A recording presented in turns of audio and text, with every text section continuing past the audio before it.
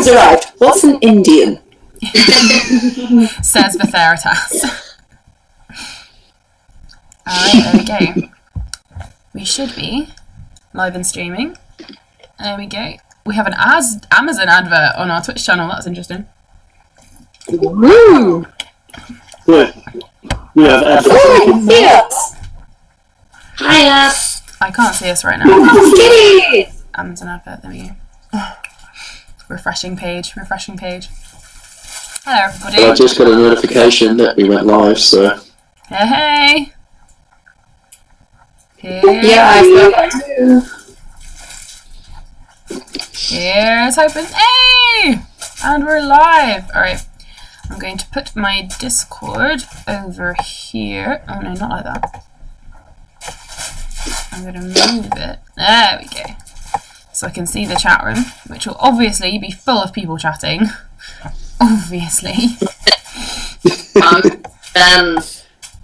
All our millions and millions of fans. There we go. Hello, everybody. Welcome to the Tuesday episode of Blunders Bothwellians, the Wounded Witch edition. Hello, Varic and Gina. In the chat. On it. On it in the chat. Love On it like a car bonnet. Shit, where are my dice? Oh, shit, dice. Always best to have Those dice can on be you. used.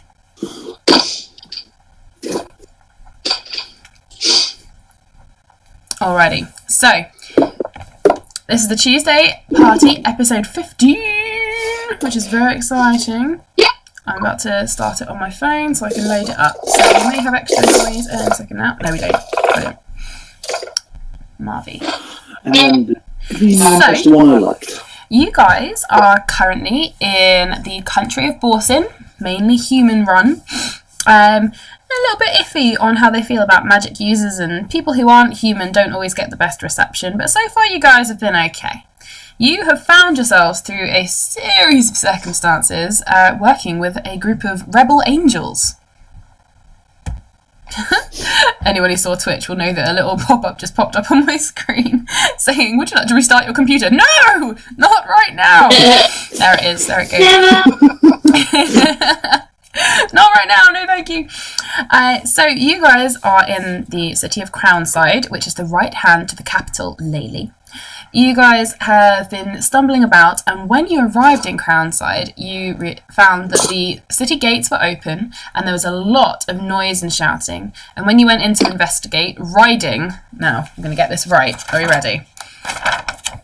Riding your magnificent beasts, which is Arissa on her white pony called Razzle Dazzle. Given the old razzle dazzle.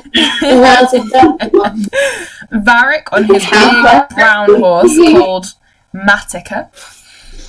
Reedoo on her black horse called Horse, otherwise called Move by Arissa. No. Appricity on her little boar called Biraz.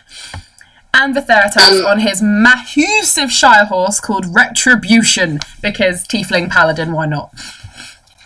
Yeah. Byraz is in the woods. I told him to go hide because I was scared of all the noise, so I stealthed in. Good idea. What a good idea. Okay, so you guys found yourselves in Crownside. You wandered through and all the noise was everyone in the town seemed to be angry at this fairly rich-looking, well-dressed girl who is being protected and shielded by one of the Crownside soldiers.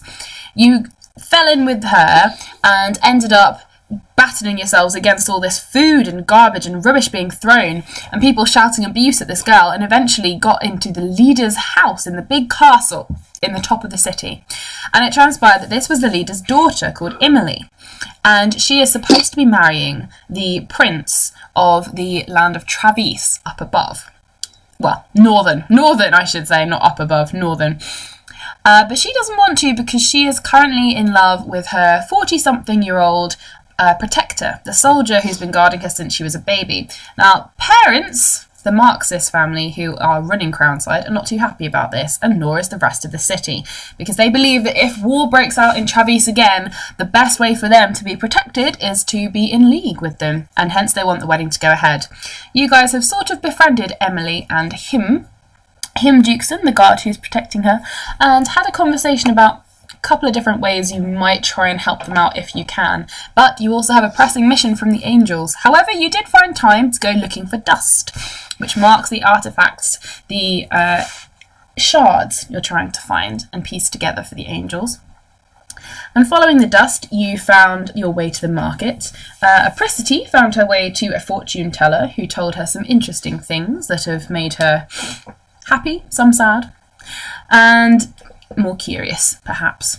You also managed to find your way to a human who was selling items claiming to be magic potions, even though magic potions aren't really allowed around here, so he was sort of phrasing them as interesting, bring out the best in you drafts, but upon further inspection you discovered they were in fact potions.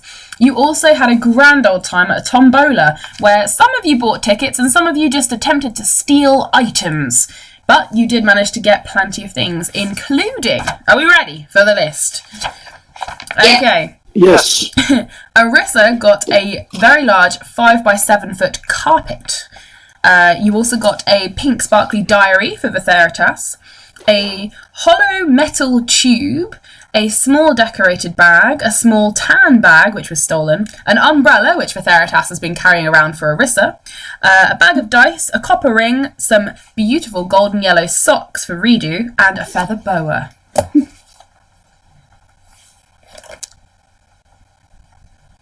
I got a taxidermied rat with a hat as well. You did.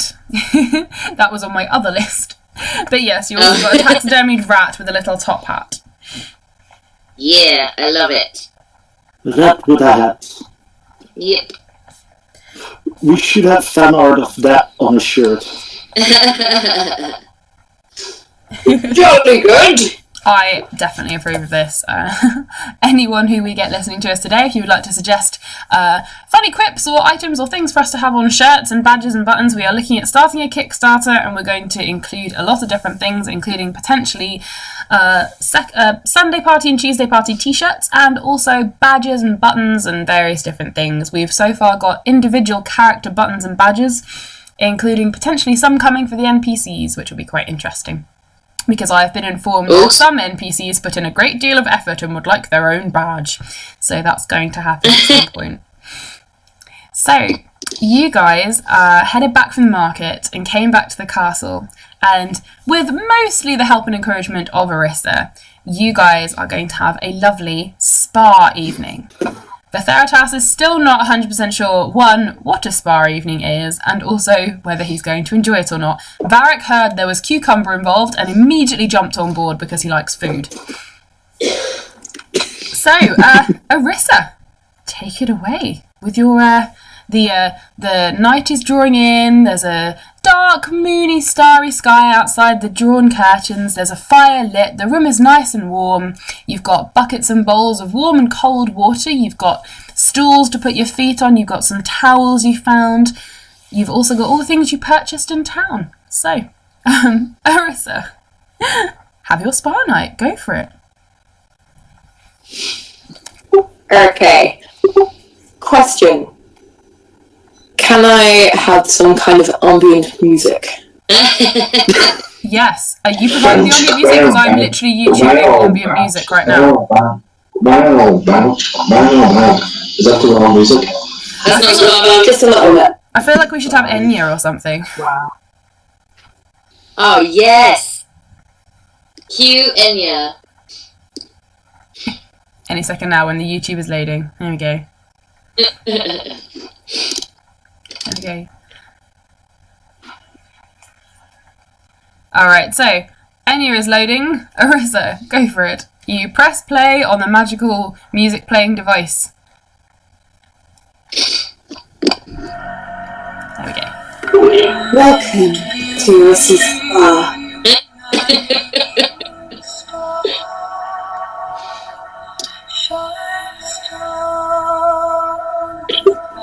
Please take your seats. I assume I've given them robes. Of course. If not, you need to go get changed into your robes. So everybody's in these nice fluffy robes.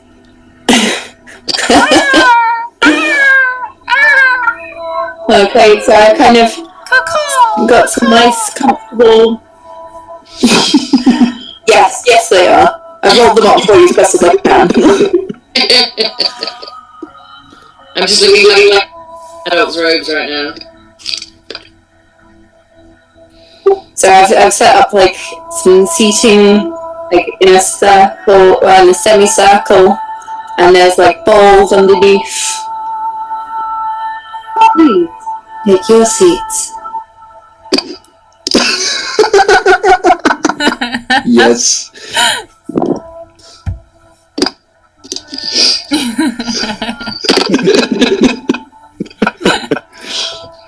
Yeah, the only pink one I found went straight to Verti. Yes, what we really need is to get them embroidered with your symbol, the Carnal Eclipse symbol, into bathrobes. Yes. Yes! We ride out into battle, refreshed and rejuvenated.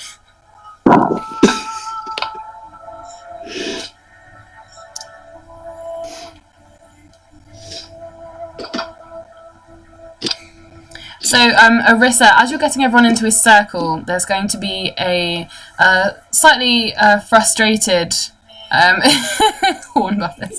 There's going to be a slightly frustrated knock at the door.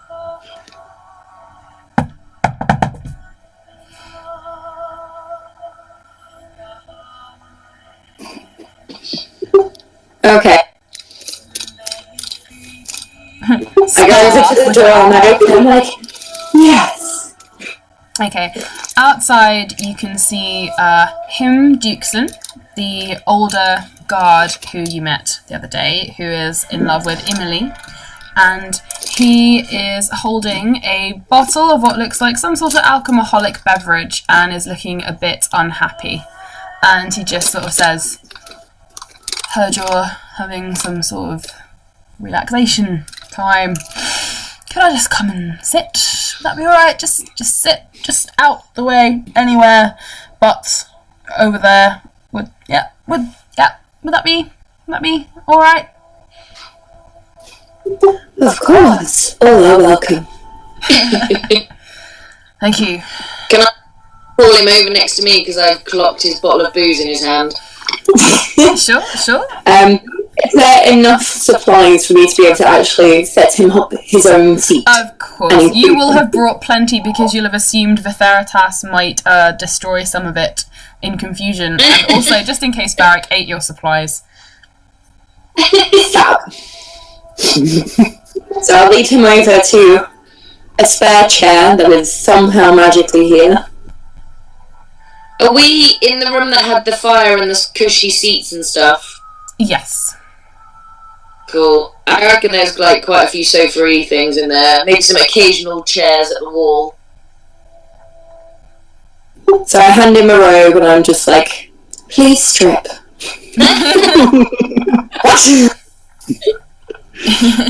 Varic looking askance in the corner. Just completely, no. You can stay in your underclothes. Yeah, yep. Whatever, yep. And he just sort of like pulls his tunic off, and he hasn't got a lot of armour on at the moment, and he hands it off, and he stands there in sort of like his under trousers with bare feet, and sort of stands there looking I hand him a spare robe that I've got somehow. Oh yes. He looks tired. He's got a lot of scars from various different fights or wounds or battles, or just you don't know what. He's got some big thick ones running down his chest. He's an older guy. He's in his late 40s, but he's still in fairly good physical condition. This is for Appricity's benefit. Anyone who's looking, but Appricity specifically asked to have a sneaky look at him. He is fit and healthy. He's a very highly trained guard, but he is older and he is looking tired disgruntled and very, very unhappy at the moment. And he sort of wraps the robe around him and takes a brief minute to sort of be like, like, it smells really good kind of thing, but takes a very hearty swig from his bottle as he sort of kicks his feet out and sits down in the chair. Did we mention spa day to Emily before we went out shopping? I did invite her. I was about to have Arissa ask him if she was going to join us. Remember if we had asked her? So Arissa will go, will Emily be joining us tonight? He looks up from having a big swig of his bottle and says, nope.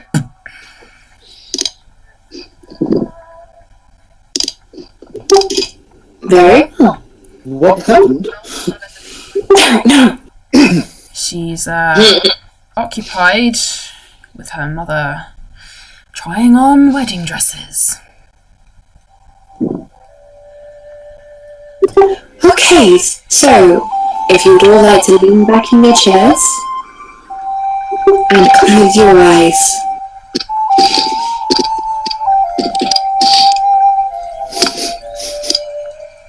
What do I smell?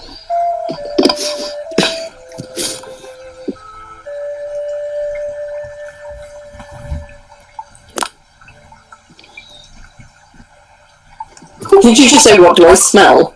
Yeah. Yeah, I should probably have some incense going. Probably sandalwood. Beautiful. I will hand you a snack. Varic, it's been 5 minutes since you last had cucumber. I stand by my statement. Arissa hands you some fruit. Oh. Yay. Thank you. And I close my eyes again, numbing on the food. Okay, so Arissa's going to go around. If the bowls at their feet aren't filled, she'll fill them with nice warm water, and she puts some salt in them. And I place everybody's feet in there, and just kind of swirl the water around. Just let your feet soak for a bit.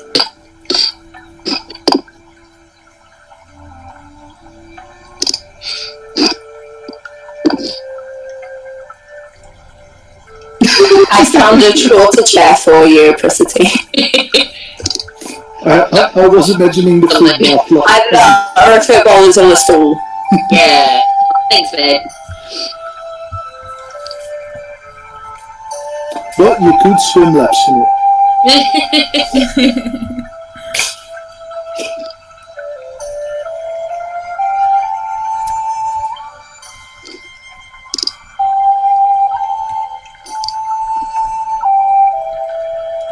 Okay, so when everybody's got their feet in the bowl of water, I kind of go and get these different pastes, and I go, I have created...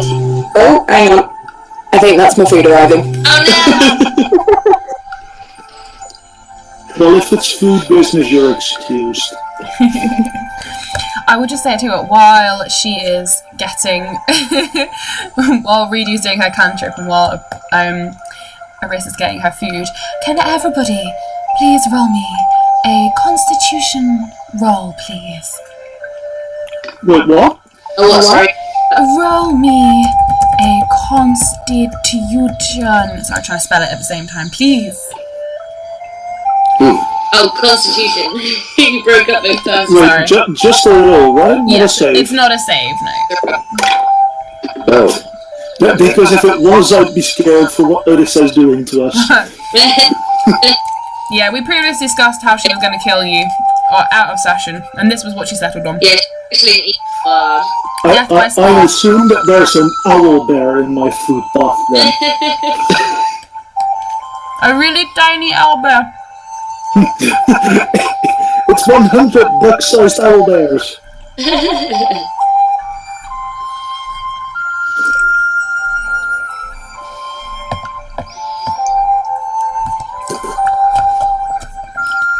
Alrighty. 10, 6, 8, 9. Okay, cool. Although confused, all of you managed to relax into this and enjoy everything. Let me see. Vertharitas, you actually half drift off to sleep amid your prayers. The incense and everything gets up your nose and makes your brain go a bit foggy for a little while. And as you sort of sit there half asleep, you have one of those sort of half asleep, half awake dreams where you can hear snatches of conversation going on around you, and you think you've replied, but you haven't. And your head starts to nod a little bit, and when you feel one of the cucumbers slide off your eyes and thwack you on the leg, you wake up breathing in this hot, perfumey air again.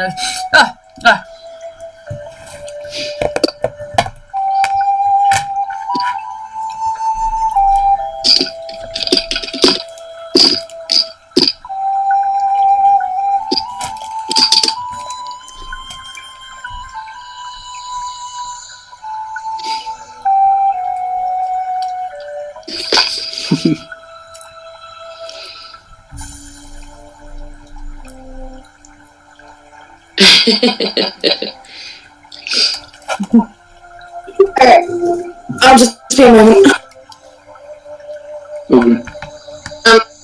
Whilst this is occurring and we're all sitting and relaxing, I'd like to slip the cucumbers from my eyes and lean over to him and kind of just whisper and say, "Are you okay, buddy?" Oh, yes.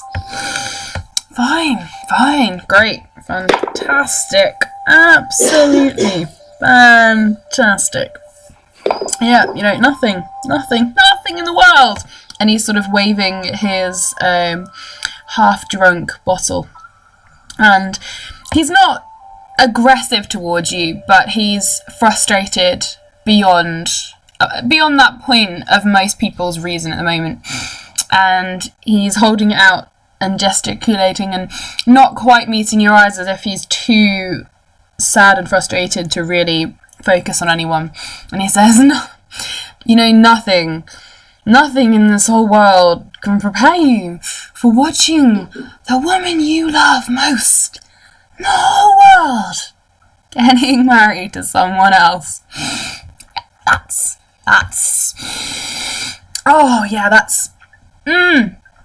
real topper on a fantastic fucking day, that. Brilliant. I want to reach over and just put my hand on his arm, and kind of, in a confused, comforting way. He sort of puts his hand across yours, sort of on your wrist, and sort of pats you. I know, it was ridiculous, really, but... do you ever just wish you could not feel anything at all? Wouldn't the world just be simpler, easier, better?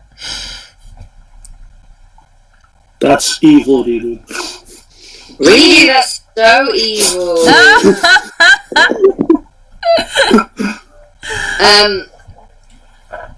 As the wedding bells of Reedoo's minor illusion cantrip start, Warman is going to react and start singing really, really loudly and try and drown them out. Doing like little high-pitched, squeaky, starling singing.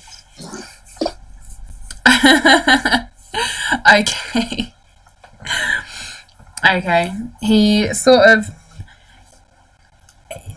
almost seems not to notice for a minute, and then he takes it in and doesn't quite comprehend necessarily where it's come from. It just it seems to be a part of his mind now, like just a whole nightmare that he's been imagining over and over again. And as the bird manages to sort of cheep over the top and everything sort of dies down, he now you feel bad. Now Smack Reedoo and just say no music. 15 episodes in, Reedoo finally feels bad.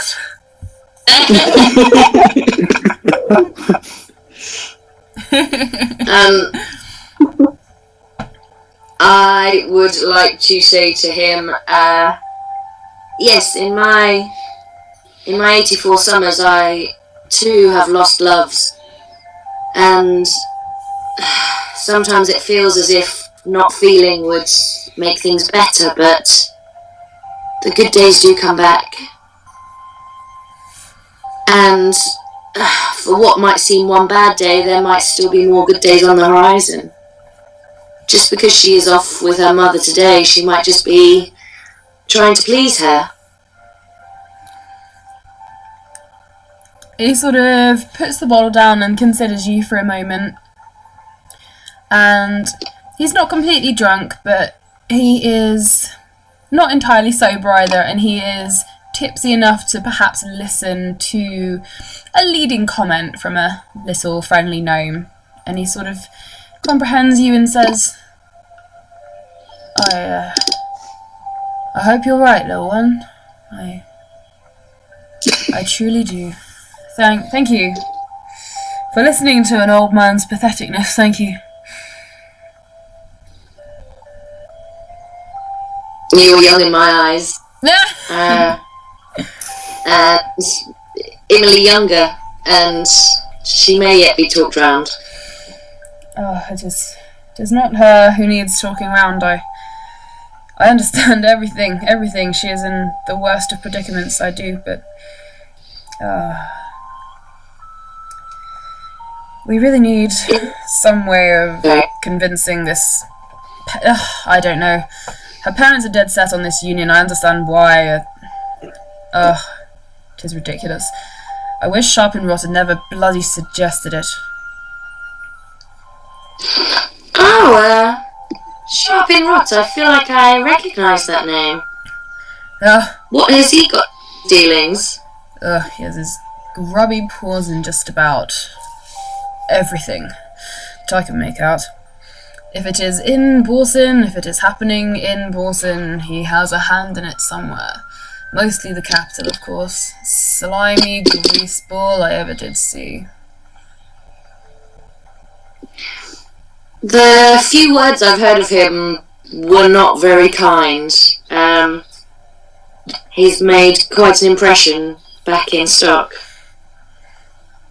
Oh yes. What's the scoundrel been getting up to there? Well, one doesn't like to gossip, but some dreadful things with people far too young for him, as far as I've heard. That's one of the softer rumours I've heard, I'm afraid. And I have, well, as much reason as anyone to believe it's true. I mean, I have no evidence to the contrary. However, when enough people say a thing and, well, it seems to have come from adequate sources. I hear the companions spread the word and warned others not to deal with him, for he was asking of unsavoury nature things. Yes. We did hear that he is the only other person that can lay the same claim as this glorious group here, and is the only other person to have escaped the Walden dungeon. Is that true, or do you know if he just bought his way out of this? That man has never set foot inside a dungeon in his life unless he was doing tool dealings. No, I have every aspect that he bought his way out before he even entered the judgment chamber on that one.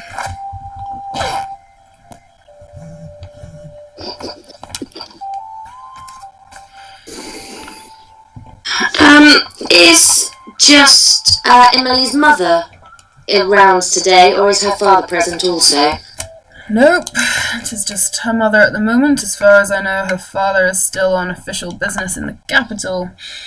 He's probably speaking to Sharp and Rot this very moment, concocting their glorious scheme of how the two families shall be wed and all shall be well, because of course you can stop war by marrying into the prince, who has barely ever been seen, and as far as I'm aware has never even visited Borson. Of course, yes, what a fantastic idea. That'll prevent a war that happened last time anyway.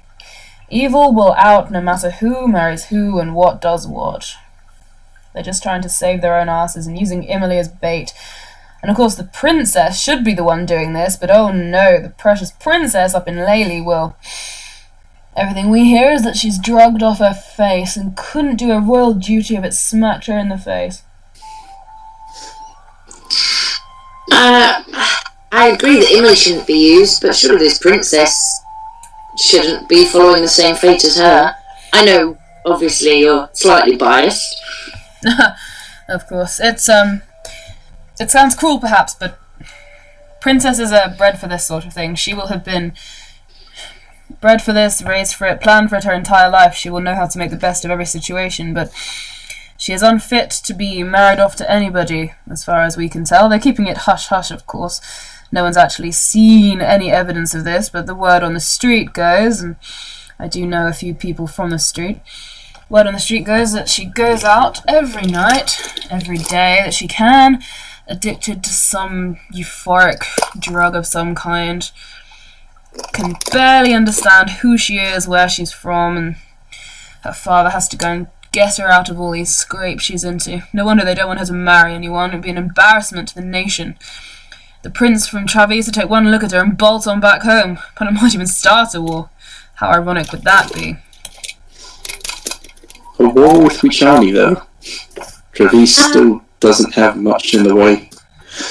But do you know anything of the royals of Travis? On this note, I'm back. Hello. Hi. Hello. Anyone who's travelled in Travis and anyone with any sort of history knowledge may make a history check at this point if you would like to see how much you would know. He is willing to tell you things as well, but you can just see how much you would know already if you like. Let's see how well I roll. Considering it's technically my homeland, do I get advantage? Yes, you do. Thank God for that. There's no point in rolling. You got to beat the bard. Come on, Vertharitas.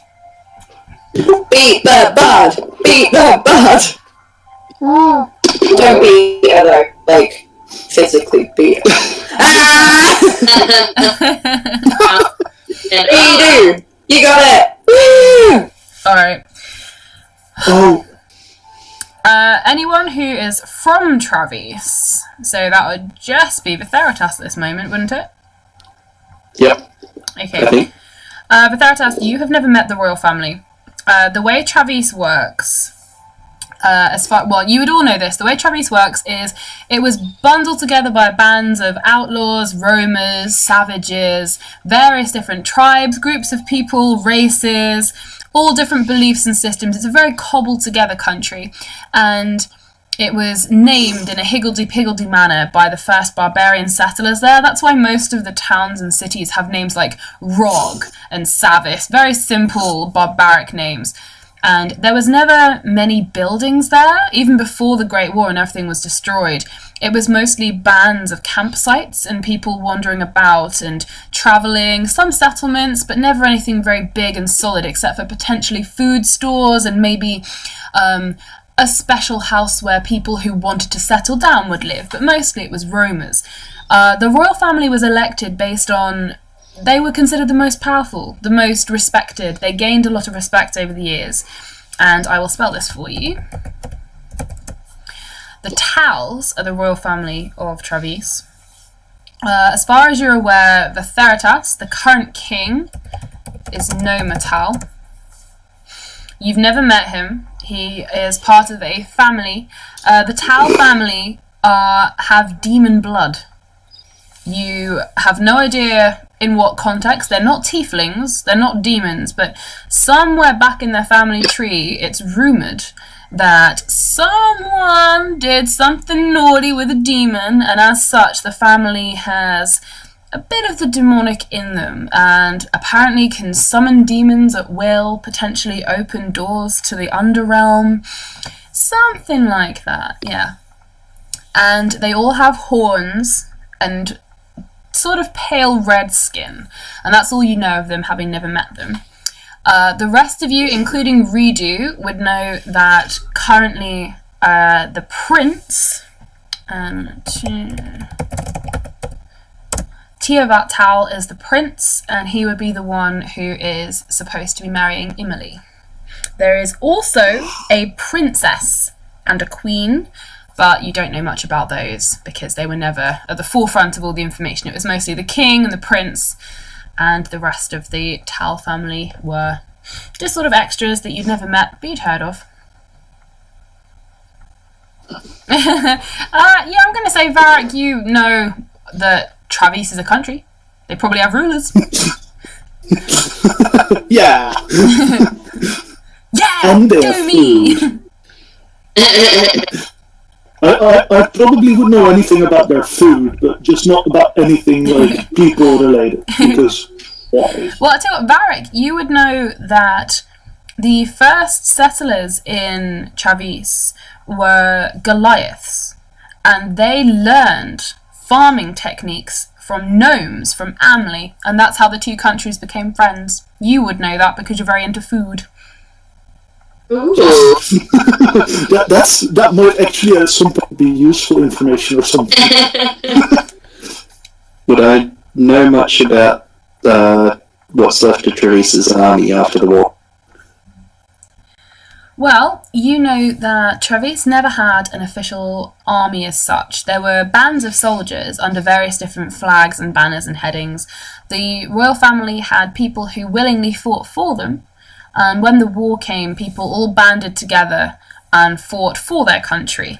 But at the moment, it's scattered remnants of various different things, so there being never anything official in the first place, it's very unlikely they've got anything official now. However, rumours about the nature of the Tal family do circulate, particularly in Borson, which has always been very iffy about magic and their dark, sinister nature. People have even suspected that the war in Travis was begun amongst themselves, and some people have suggested over the years that perhaps they were trying to open the Underrealm and release something terrible on the world, and it backfired.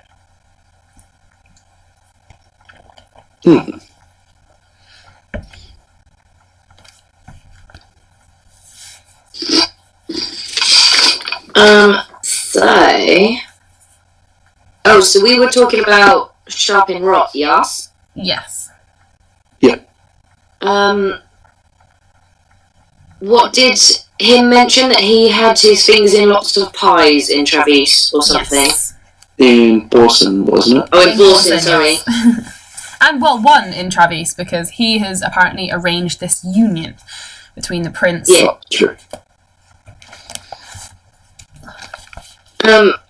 Can I ask him, what gives Sharpin the power to talk to Emily's father and plot so many things? Well, he is practically the king's right-handed advisor. He has smarmied his way, and you hear him slur a tiny bit then, the alcohol catching up with him. Smarmied a word. Is word word? Yes. No. He's, smarmy rot has sharpened his way into the king's good graces, and he has backed him on every notion. Every time he brings out more anti-magic propaganda, Sharpen Rod is right there, so be next to him and encourage him and everything, and tell him everything he's doing is marvellous, and he's probably in his good graces, and so the king told him to come to us and get Emily to do the wedding instead, because Sharpen would of course say yes, because he's gonna protect the princess's reputation, because fuck our reputation, no one cares, because we're just crown side, we just do everything the capital says. So, what was the question?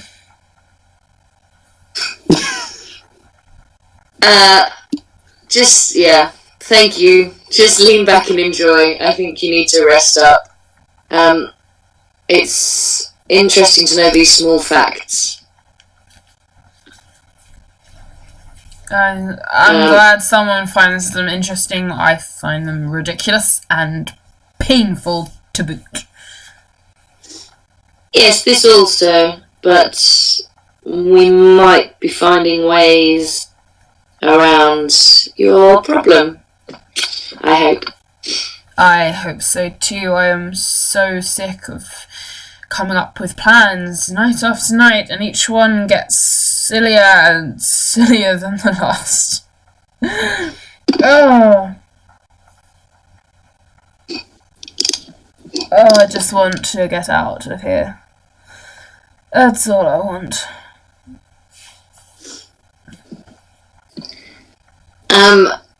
Can I slide off of my chair and go and open the door to the room that we're in and send Warmin out for a fly around the corridors to see if she can go and spy on Emily? Yep, of course. Cool. The tiefling is looking around and his eyes are going rainbow coloured, just so everyone's aware. Cool. I'm going to send her off and then just go and sit back in my chair very quietly and look like I'm relaxing. Okay. I kind of glare at her for trailing water across the floor.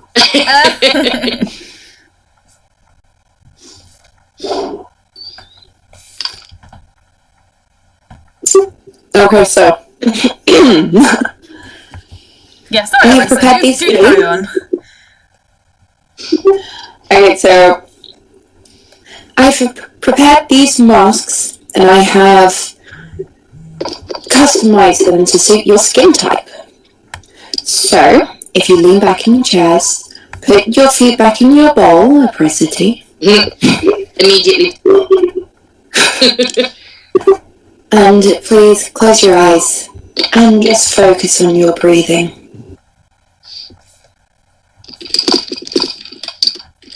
And then she's going to kind of go around with these different bowls and put different ones on each person's face. So, like maybe like a green one on people with dry skin, like a pinky kind of one for people with like more oily skin, things like that. Beautiful. She's just kind of like lathering it on their faces, giving a little face massage as she does.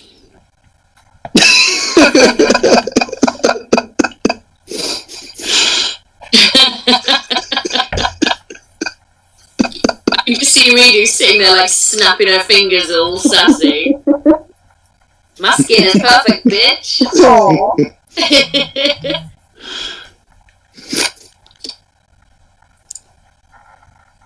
So yeah, Reedoo's is gold.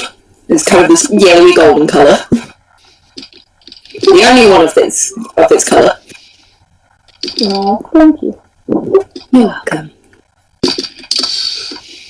So I kind of give each person a massage as I lather it into their face, and then Varic, I go around with the cucumber slices. And as I put yours on, I go, don't you dare eat them. No. Okay. And then as soon as she turns, I will like put my hand up to one. No. Enhance flawlessness paste. Excellent. And then once they've done that, I'll start going around one by one and giving them a foot massage.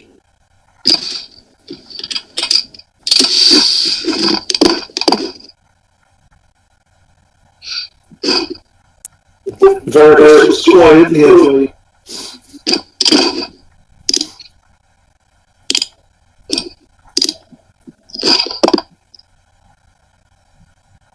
So yeah, what Arissa does is just kind of goes to each person and spends about like 10 minutes on their feet, just massaging them. I spend a little longer on him because he looks like he needs it.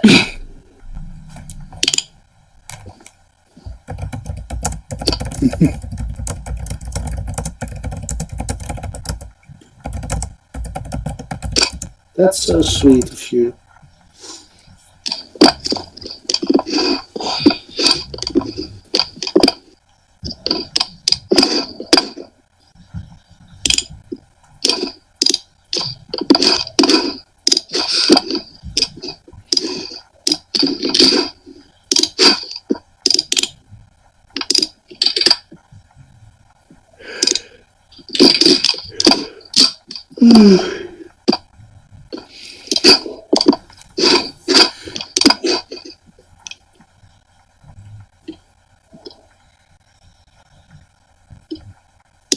Uh-huh.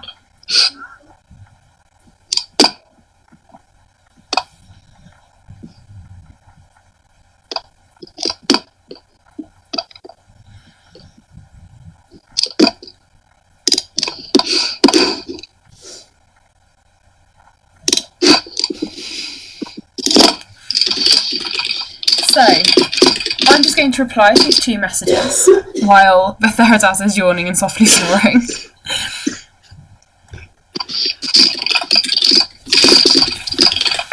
So, Right.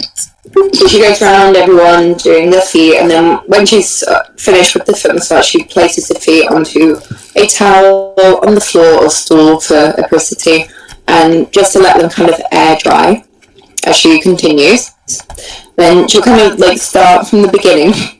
So she'll go one by one and then go back to the beginning and start kind of giving hand massages as well, using just kind of like this scented moisturizer, I guess, just to, Oh, very fancy. you know, yeah. She knows what she's doing, this girl does.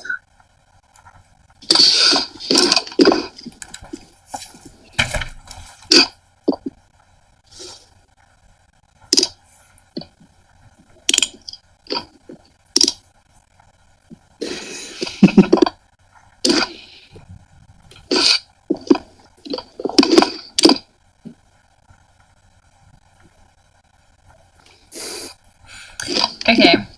Appricity, I am replying to you now.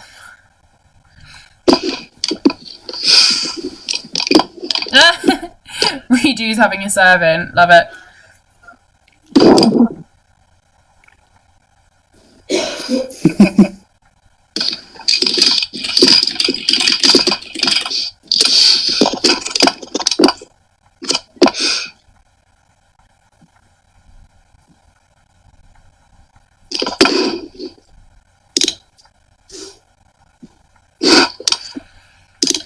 Okie dokie.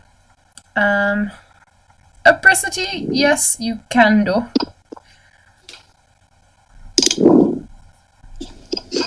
Cool.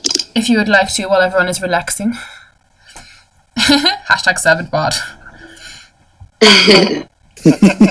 No.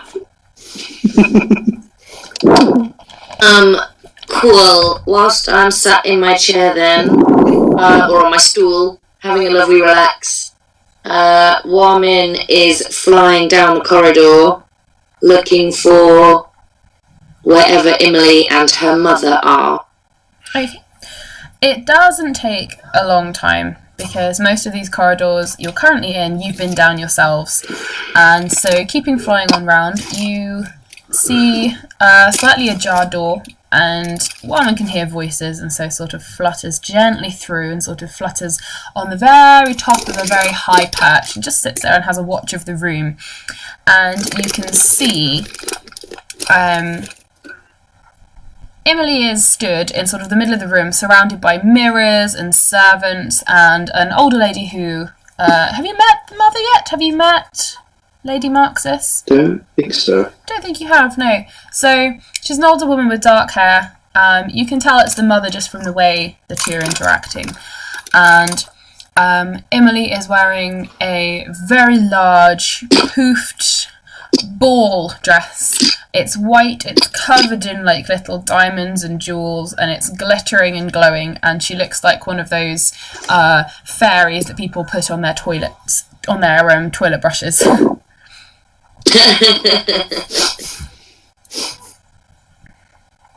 And she doesn't look particularly happy. The mother is fussing over her and sort of, you can't quite tell what's being said in Norcan, but she sort of seems to be giving notes to another servant lady who's doing some measuring and pinning things and looking at it. Meanwhile, Emily is sort of stood on this little step in the corner in this room, looking sort of resigned to it. She's not really talking back to anybody. She's just standing there taking it at the moment.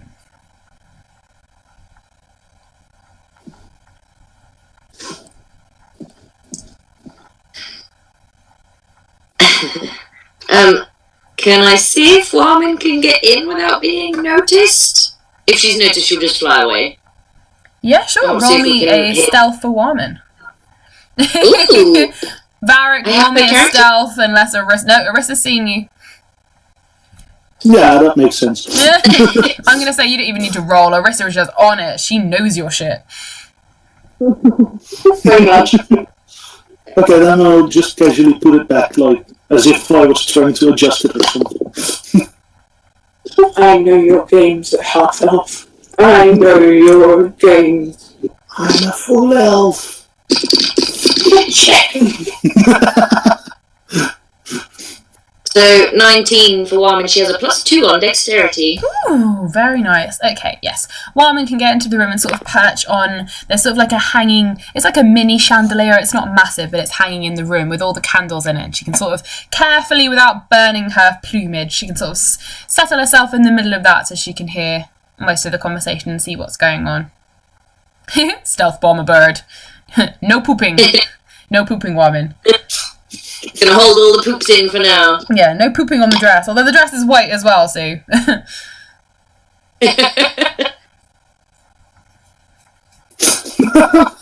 Oh god. I was trying to find a picture of it, but instead I found this.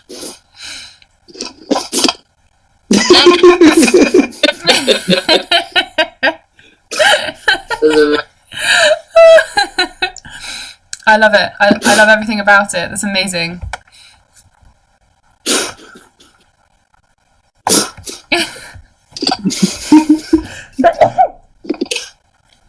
Gesundheit. Bless you. Thank you.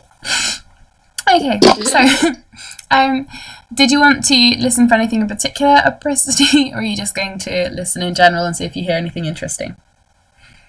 Yeah, just eavesdropping to see. I'm kind of wanting to know how Emily is feeling, whether like her mother's talked her around to something and that's why him is particularly pissed off, or whether Emily is just kind of going along with this for now, but still hoping that something might happen. Okay.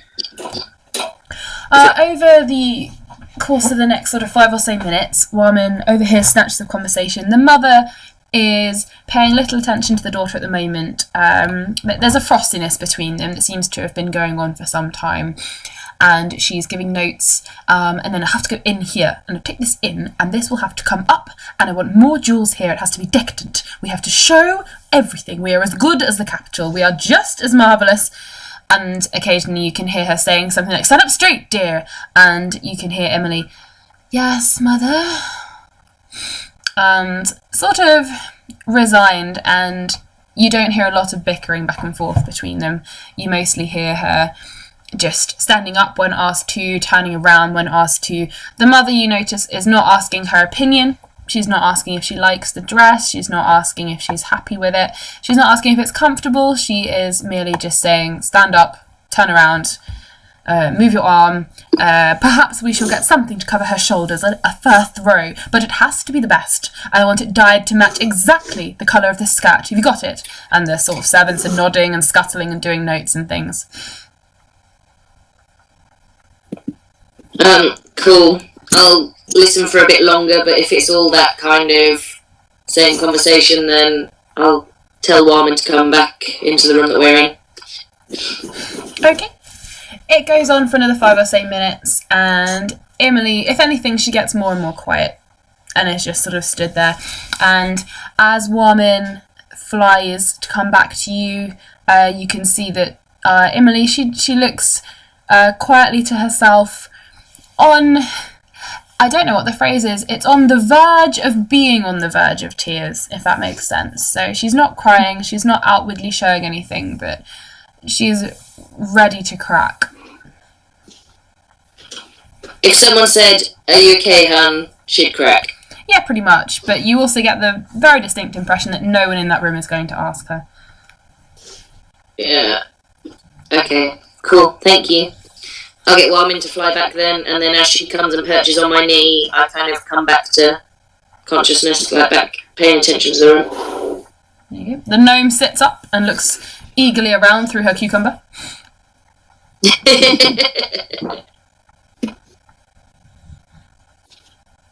Arissa kind of gently pushes her back into her seat. Again, I will comply completely.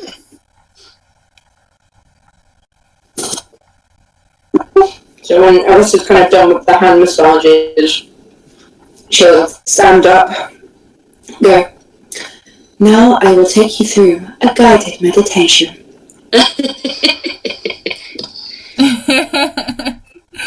Oh my god, this is amazing. DM steps back for 5 minutes just because she wants to hear this. And if any of you watching would like to join in, please. You can buy Arissa's aerobic spa exercise workout DVD, available now. Please sit back, close your eyes, and enjoy.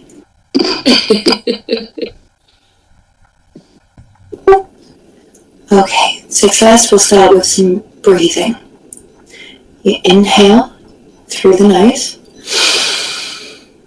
and exhale through the mouth. So you mean I know?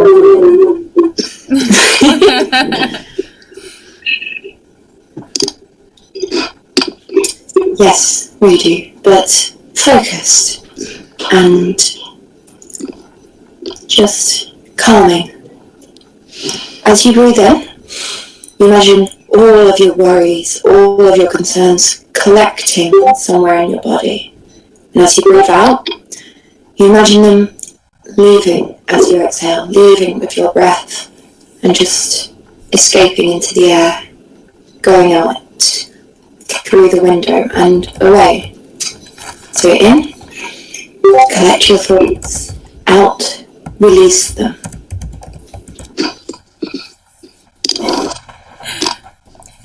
And at this point, could I please ask everyone in the room to make a perception check? Ooh. Including me? Yes. Oh, poo. Does that include the snoring tiefling? I will say the snoring tiefling can do it, but at disadvantage.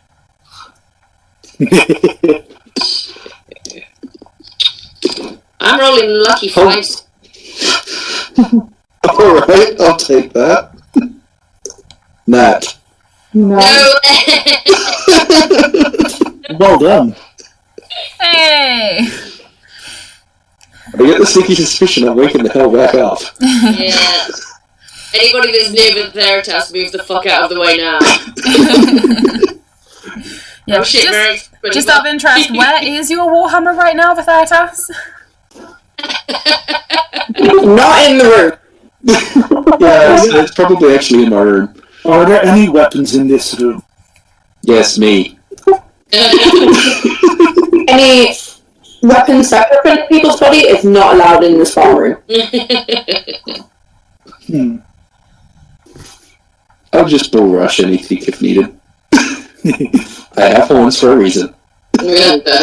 How far away are my bear traps? Possibly in your room. I'm going to say potentially in your room. Okay, so let's have a quick look. See. Okay. This is where a dragon flies in. And then there were dragons! Okay. Varic Vertharitas. You guys hear, before the door flies open, you hear 3 or 4 footsteps which alert you to the fact that someone is coming up to the door. And this is someone who you don't recognise. The footsteps do not sound like that of Emily or any of the servants you've so far heard scuttling around. These are heavy footfalls, but softened by someone who's trying not to be heard, but you two rolled so well that you can. The rest of you, with the exception of Appricity, hear, because Appricity, I'm going to say as well, you are just coming to from having just been warming, so it's worked out well. It's gonna take you a little while to sort of adjust and be like, huh? Mm-hmm. Everyone else, you hear the door fly open and bang off the wall, and Appricity, you sort of half blinking notice everyone has suddenly turned and Vertharitas has jumped up and grabbed his warhammer. One cucumber still half on his eye, the other one sliding to the floor, face cream sort of smattered around his chin. the robe billowing around him, warhammer in hand, and you look and you realise that standing in the doorway is a hooded, dark, tall figure who is, I assume, holding some sort of weapon, but I will let him describe it himself. Mr. Assassin, make your entrance. Who is him? Excuse you? I'm in the middle of a guided meditation. You can't just come in here. I precisely said to the staff, no one is allowed in here. Unless expressly invited. I blatantly ignore her and scan the room. Okay, it's going to be tricky because the person who you've had the description of is no longer wearing any of the items you were told would make him obvious to you. The person who also described him to you has never actually seen him without his helmet off, so you didn't get a very good description of his hair either. However, you're pretty sure he's going to be in here from the things you overheard from the servants as you were making your way through the castle. You've also got a very angry, blonde, buxom, barred human girl stood with her hands on her hips, judging you, and a flaming, warhammer-equipped tiefling who has cucumber and cream sliding down his face and a big robe billowing about him, holding a warhammer.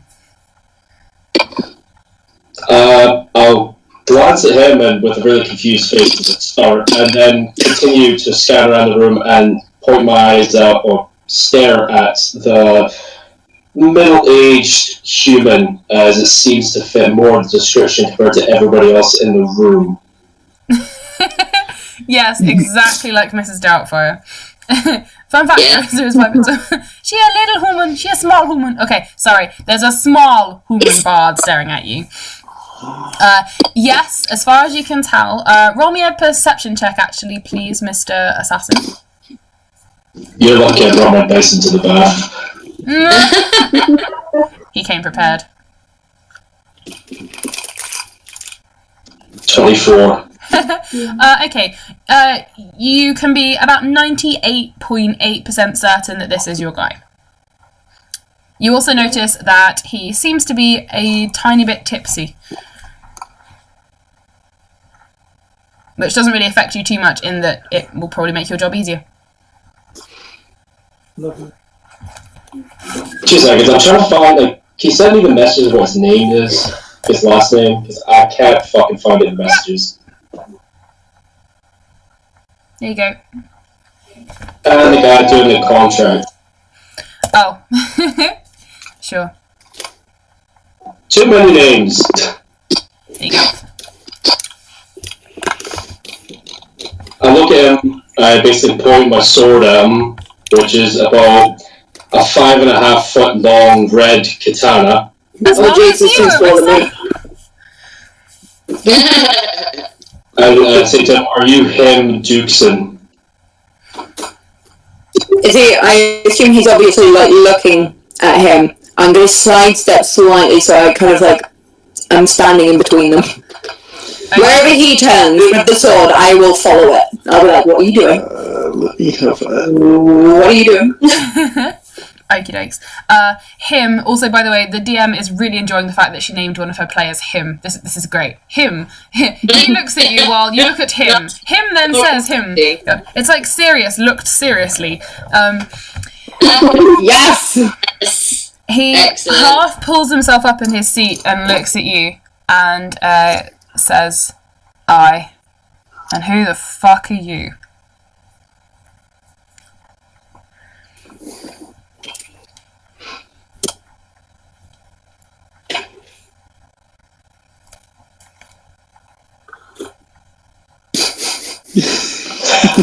Outplayed him. I am currently contracted under somebody called Sharpen Rot. And he currently does not want you around for such things of abusing children, as I've been told. I'm actually gonna blatantly laugh. Yeah, me too. Yeah, my guy does say that in a very odd way, but yet disgusted at the same time.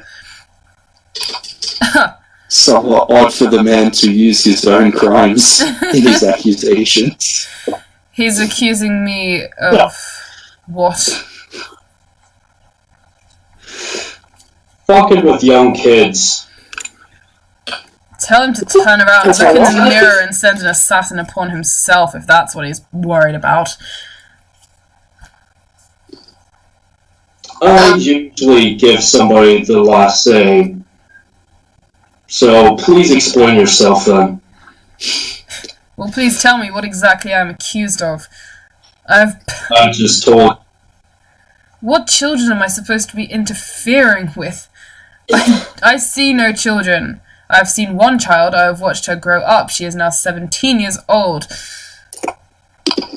I believe it's that one. He was pretty vague on it, but apparently it was a highborn. And what exactly am I supposed to have done other than watch over her and guard her entire life? And sexually exploit her. So says he. Can I jump forward at this point and ask him what gives Sharpin Rot the belief that he can send an assassin to sort out something like this instead of using the judicial system to actually discover this properly? Do you really think someone that's going to hire assassins want to go through a judicial system? Yeah, especially one they've avoided themselves. Oh! Snap! And I turn back and look at him again. Yeah. Fucking hell, Rosie, she's such an awkward name. Well, originally I was going to name him Duke Himson, but I didn't like that so much, so I changed it. Hi! So, I'm going to ask again, what exactly do you have to say about this? Do you have any explanation upon it? Because he gave me a really vague answer. You know, I took this contract on. So the gold was pretty decent. But I'd like to hear your end. Well, coming from Sharpin Rot, I'm sure the gold was more than adequate. I have nothing that I could offer you that could possibly match him, except perhaps the truth. I don't know what he's accused me of, but I can only imagine, seeing as he's probably done far worse himself. Come on, you must have heard his reputation. Oh! Apart from the other day, have never heard of this man. Lucky you. It seems he has dogged me my entire life. Well, my entire life this last year or so. He does not want me to marry the woman I am in love with. The woman I am in love with happens to be the woman I was bound to protect since she was a child. Now, yes, when I first met her, she was a child. Funnily enough, she has grown up now. I have never once sexually taken advantage of her in any way. And not that it is anyone, especially a random stranger brandishing a sword at me's business, but unless anyone else has had anything to say about it, which I doubt because I trust and love her entirely, she is still completely pure and intact.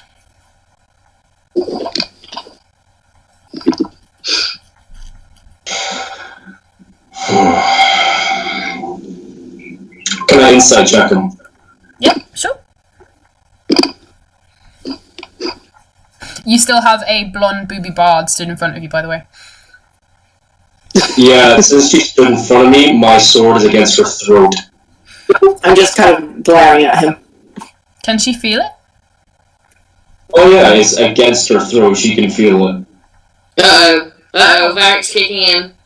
How? Uh-oh. 27. Okay. Two things. One, you might want to rethink whether she can actually feel your sword based on what you just told me. And two, yes, Varic, you can now do what you asked me. Which coincidentally means that you guys, anyone who notices, but you probably wouldn't notice, that Varic isn't there anymore. Oh! No, sorry, no. So what I mean is, you can't feel the sword, but it is, from what everyone can see, touching her neck.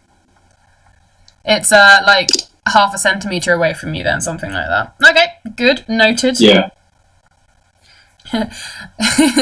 Waggle, waggle. Wiggle, wiggle, wiggle, wiggle. Awesome. Okay. So, yes, sorry, you've got a blonde bouvard. Varic has done his Varicin thing. He will get back to us on what that was later. Okay, so sorry guys, carry on. Where's your friend gone? You wouldn't know he And this time I actually get more of a defensive position. Wait a second. Did you notice didn't that see him against the go. 25 stealth? You didn't see him go, dude. You were distracted. You're focused on us. Isn't everybody in front of me? No, he wasn't. It's like a room full of round circle chairs. Yeah, okay. I'm gonna slowly approach, since Arissa's currently being threatened.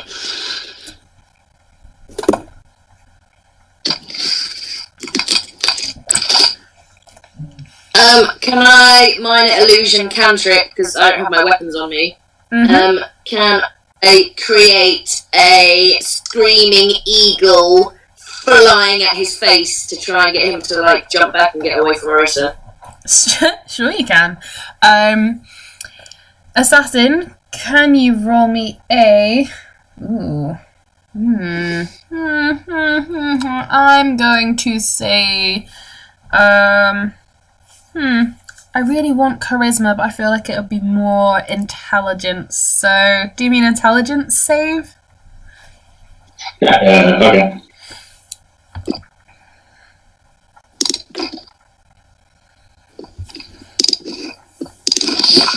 $23. Okay. You are taken by surprise as a screaming eagle goes into your face. But you realise from the shimmer around it that as it flies towards you and you're about to go poof, you realise it's probably just some cantrip thing, and you immediately lock your eyes back onto your target, him again, and the eagle sort of, is it going to like screech at him and disperse when it touches him? Yeah, it was going to kind of like swing at his face, scratching for eyes, but as soon as it touches him, it just dispels. Yep. Can I make a check to, or can I actually determine what kind of race the assassin is? Yes, you can, actually. I will let him answer that for himself, though, because it's up to him how much of himself he's showing right now. Yep.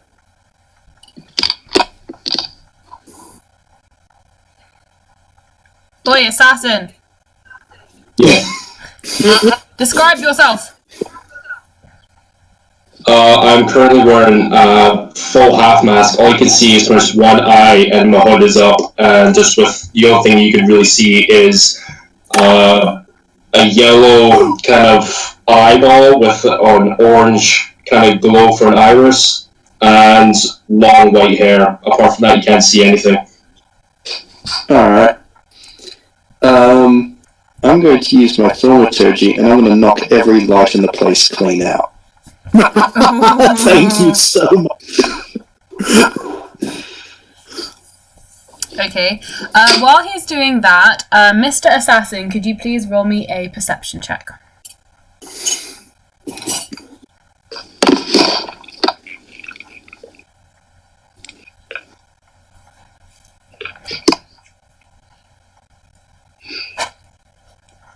$24.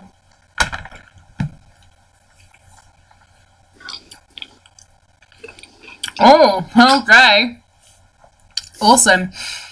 So, all the lights go out except for the fire. Or are you putting the fire out as well? Yeah, all sources of light. Okay. The room gets very cold and very dark all of a sudden. And... My guy does have dark vision, by the way. yeah, I was just testing for that. actually, Varic, I'm messaging you. Yeah, perfect.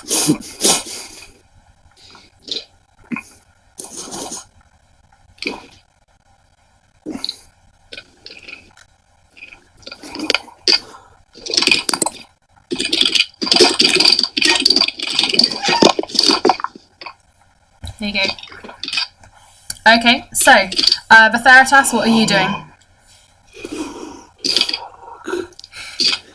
I'm going to, since she's probably not able to see very well anymore, sort of put my hand on Arissa and just sort of guide her right back behind me.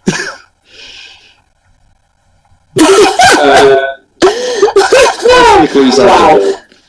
And when he does that, I immediately turn my head looking directly at him. Wait. Okay. So, I'm messaging Kiki real quick. Okay, Appricity, do you have dark vision? Yes, I do. Okay, in which case, Appricity alone, you would notice, in fact, so would the person who I just messaged, you would notice that the poop does not land on the assassin's head, it passes through and lands on the floor. Oh! Is that anyone with dark vision? Anyone with dark vision who is noticing that, yes. Yeah. Because I've got it as well. Okay. And seeing as Reedoo elf, she also has dark. Yep. Yeah, I think Arissa's the only one in the party that doesn't. Arissa's just been thrown backwards over her own little bowls of, like, warm water and holding onto the back of Verti's robe, realising that, like, the cucumber slices are falling down and have landed in his pockets and things. Yes, Reedoo, you can cast a cantrip. This was supposed to be a relaxing thing. It's called Toll the Dead, I believe. Oh, fuck yes. I told her that is. Ooh, very nice. Wow. Excellent. Thank you. Okay, and who are you casting it at? The assassin, sorry. Excellent. Well, I had to double check. It could have been anyone. Okay, so, Mr. Assassin, could you please make a wisdom saving throw? Reedoo, what is your spell save DC? 18. I don't... Which one am I supposed to be looking at? I think that one wizard...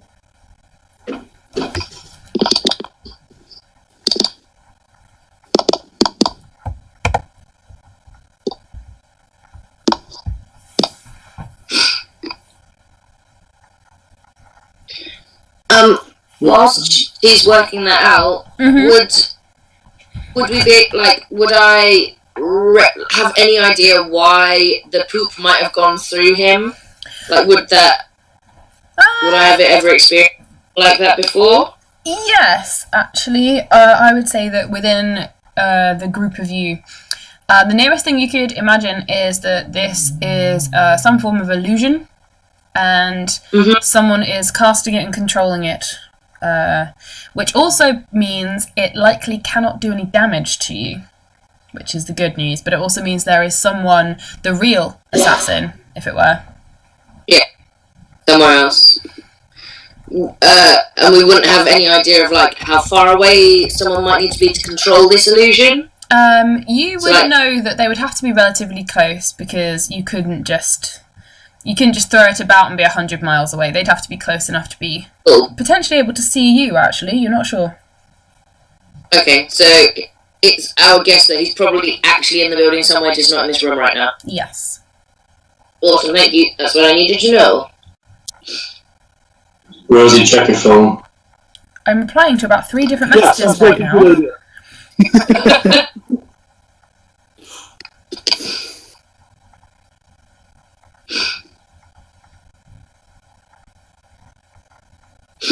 Can I throw a cucumber? Yes! A whole Yes, you cucumber! may. One of my spare ones, I'll just throw it in his general direction because I can't see shit. Yes. Ooh, can I catch it? I just love that previously to this, when you made Vertharitas go back to the castle, he's had like a basket full of cucumbers with him. Yep. Mm-hmm. Not all of them are for non-personal use.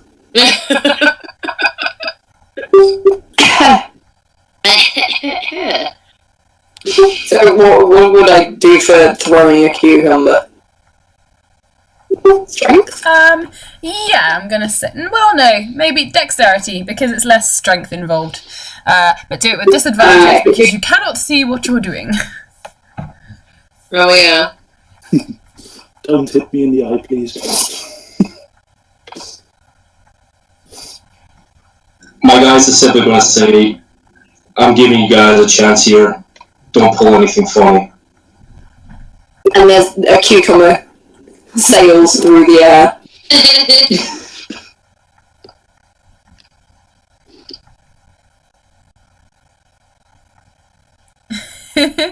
I'm gonna say okay. It will sail through his kneecaps and land on the floor behind him. Considering that I can't see anything, I probably don't even notice I've gone through him and assume I've missed. Yes. I'll be blinking somewhat in surprise. Stranger, what's your name?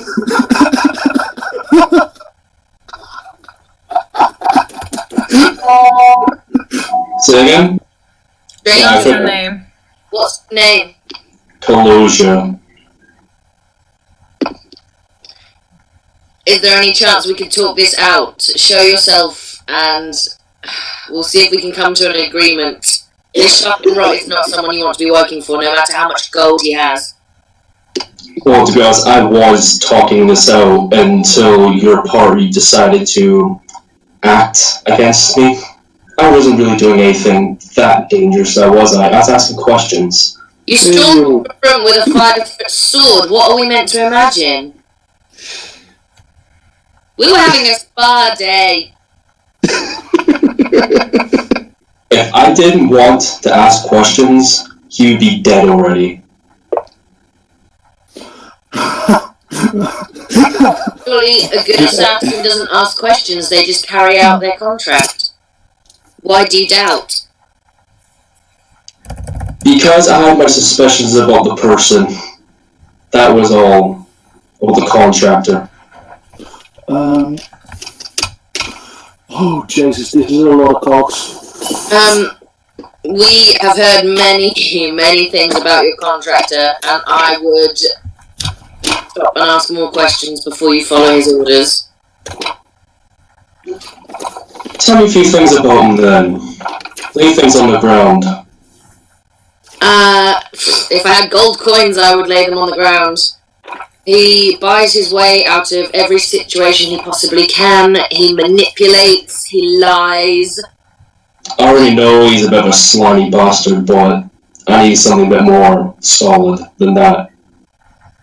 We have proof that he was thrown into the Walden Dungeons, or attempted to be thrown into the Walden Dungeons. But Excuse me? Do you know the Waldens from Stock? At that point, I'll drop the illusion and then walk in the doorway. Wait, before you do that, can I... Yes. He's already rolled. I'm sorry. I let you have the conversation first, but technically, I'm very sorry. With an epic, nearly 30 roll, Varic managed to sneak up and find you and is firing an arrow at you. Oh, fuck! Alright. Okay, I will use evasion on it. So is this happening, like, outside What the does room? evasion do to my damage? If I roll basically higher than what your initial roll is, if you beat my AC in the first place, then I roll and you have to roll against me, and if I roll higher, I take 0 damage. If you do hit me, I take nothing. I shot a crit. Yeah, he now I can still roll. I can still roll evasion. 29. I can still roll evasion against it. Roll it. You have to beat a 29. Do it. And remember, sometimes getting hit is more fun. Oh, you lucky bastard! 27. Oh! Okay. I'm finishing up some things for the calculation. Wait a second. Oh, Jesus. I'm rolling quite a lot of dice here. At near max damage. That's too So what did Varic do? He like spidered up the wall and out of the door. Varic had a sneaky look. He snuck round to the back of the assassin, but he rolled ridiculously well when he was sneaking up on him, so he noticed it was an illusion, and then rolled ridiculously well when he was searching outside the room to try and find him, so he located him. Whilst stealthing and searching and being ridiculously Varic-y. Hashtag Varic the Sneak. Hashtag Varic. Just remember, at that moment, I was willing to talk. And you still We're so ready to are. talk to you. Oh, fuck no. It's okay, that's not even half. No, but now he's below max, so I'm gonna deal next. If there is So next this guy's time, like, you can still talk, this it's guy's fine. like chatting, and then he just screams. Does he know where I am and that it's me shooting an arrow? He will do, because he has to walk past you to go back into the room to speak to Arissa and Appricity, who he was going to talk to because they said the name Walden Dungeon, which has sparked some sort of interest in this NPC. Fuck. And I just ruined that all one arrow. Okay? I'm going to Belgarath you. Oh, God. So basically more fire? Oh, wait, no, I know what you're doing. Fuck. Laughed at me. I really hope this episode ends with you all making friends, and it closes with the credits on the assassin having a spa day as well, and Arissa's doing his toenails, and it's all lovely. I was planning on doing that. I wanted a spa. Oh, She would have done it for you if you hadn't kicked the door down. You still can, guys. You can still save it. We can still do our spa day. It'll be great. I'm presuming we hopefully heard something from when Varic did what he did. Oh god, yeah. This is still just ranting to herself. You probably have heard a victorious sort of ha-ha from the elf. How far is Varic away from me? Well, you're walking gonna towards the bounce door him now, actually. so he's probably within about 15 feet of you, because you're heading towards the door to come back in to talk to those guys. And he sort of hit you as you were walking. so he dropped his illusion and then got shot. the illusion disappeared, you heard him speak from out in the corridor, and then you heard Varic say, ha-ha, and shoot him. Fucking hell. Okay, Vertharitas has bolted, now his robe flapping around him, towel wrapped around his waist going as he like trundles barefooted down the 2 corridor, seconds. slapping water Not everywhere. yet. Not yet. Right when I see him attacking and came up and hit me, I'm going to teleport behind him and knock his ass out. Okay. Oh fuck. Meanwhile, Vertharitas, yes, you can do that. Go ahead. Awesome. I just love that the whole time Arissa is just ranting under her breath. I would have let you join in, but no. This is just really annoying. This took me ages to plan, and you've just ruined it. There's water everywhere. Varic was actually so relaxed that in the end. Right, so do you want me to roll the damage dice, or do we just say he's knocked out?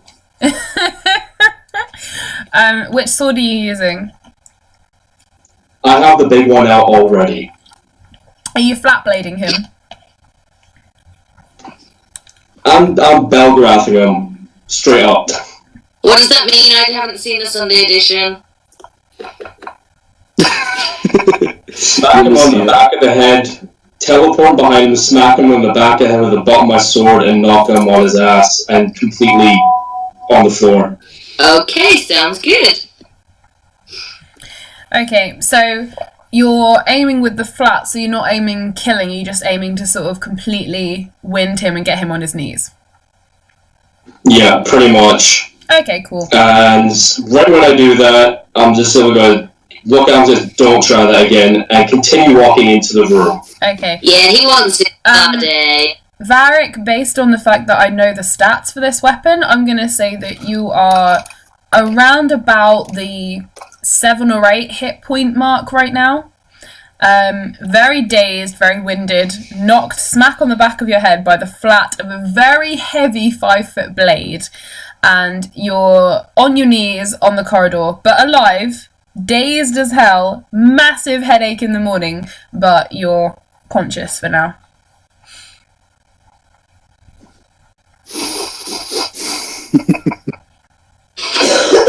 Varic's gonna need So I walk in the room and say, right, where were we? While pulling the arrow out of, was it my arm or? Wait, what does acid do to one's, like, facial area? Oh, were you aiming for his face? With an arrow drenched, like, dripping acid. Okay, in which case 30 points or so of that was probably acid damage. If you aim for his face, it will probably have started dripping away bits of the mask. Right, is he talking about the previous hit that you got me? Yeah, that was an arrow drenched in acid. It had acid on it. Okay. So, some of that was acid damage. A bit of your mask is probably starting to, like, crack a bit, and you've probably got an extra few acidic scars on your face now. Not that that will really make you look a great deal worse, but never mind. I'll just pull off the mask while walking into the room, but still keeping a very, very close eye on that very annoying little archer. Okay. Also, 2 things. 1, I will let you describe what you look like now, but 2, as you walk back into the room, as if you'd been playing that game where it's What's the Time, Mr. Wolf, where you have your back to people and then you turn around and they get closer and closer. You walk into the room and everyone is in exactly the same place, except that Vertharitas, the horn tiefling paladin in his massive dripping robe, is now standing there panting, holding a shield, as if he'd been there the whole time. I look at him and say, are you going to start as well, or are you going to drop that shit so we can actually talk? I'll keep it until you start talking.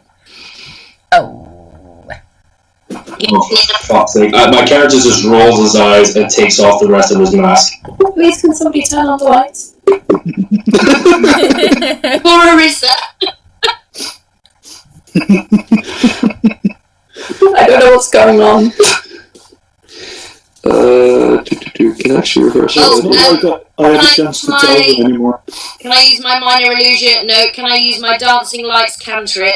Yes, you may. And 4 torch-sized lights appear within the room, kind of equally spaced, so that the room lights up. Yes, you may. Okay, so you can now see everybody, including Arissa. Thank you. So during this time, Arissa's just going to kind of look at the water and go, for fuck's sake. Just start kind of cleaning up. Everywhere. And then she notices Varic's not here and goes, for fuck's sake. Goes and finds him and puts him on a chair. And then starts like tending to him. Aww. You mentioned the Walden family. Can you elaborate on that? This fine party you see before you met in the Walden dungeons, and spent some time in stock, obviously asking questions as to what we could have possibly done, found out things about the Waldens and your friend Sharpin Rot.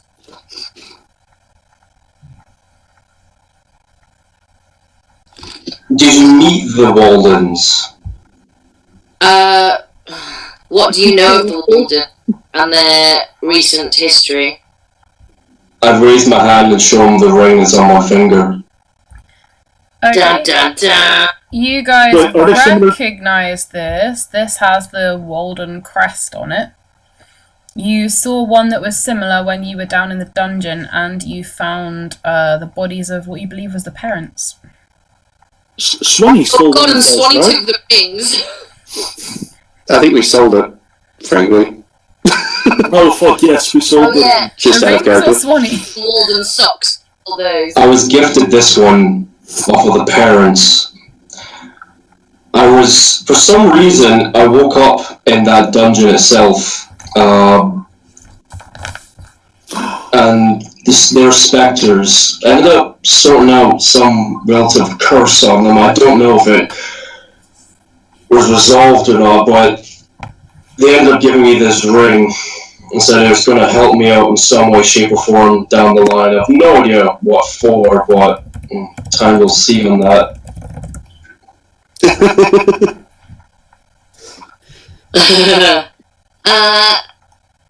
And since they showed you this, or since they gifted you this ring, and you departed their company, do you know what happened to them?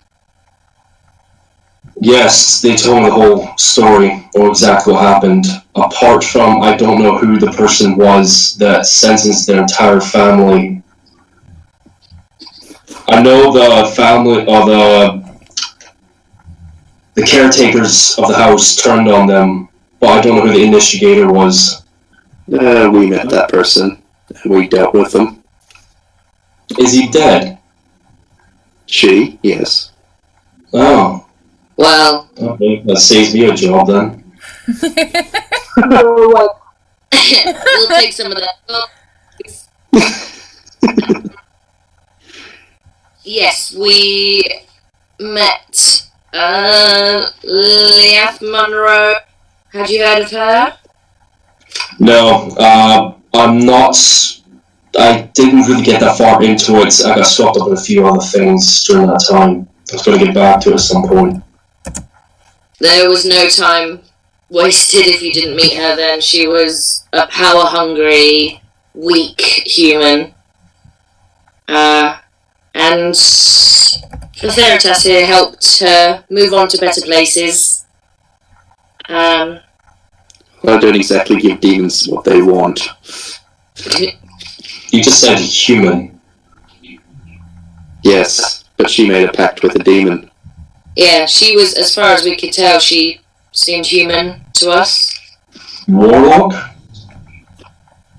She had demonic summoning powers, so potentially.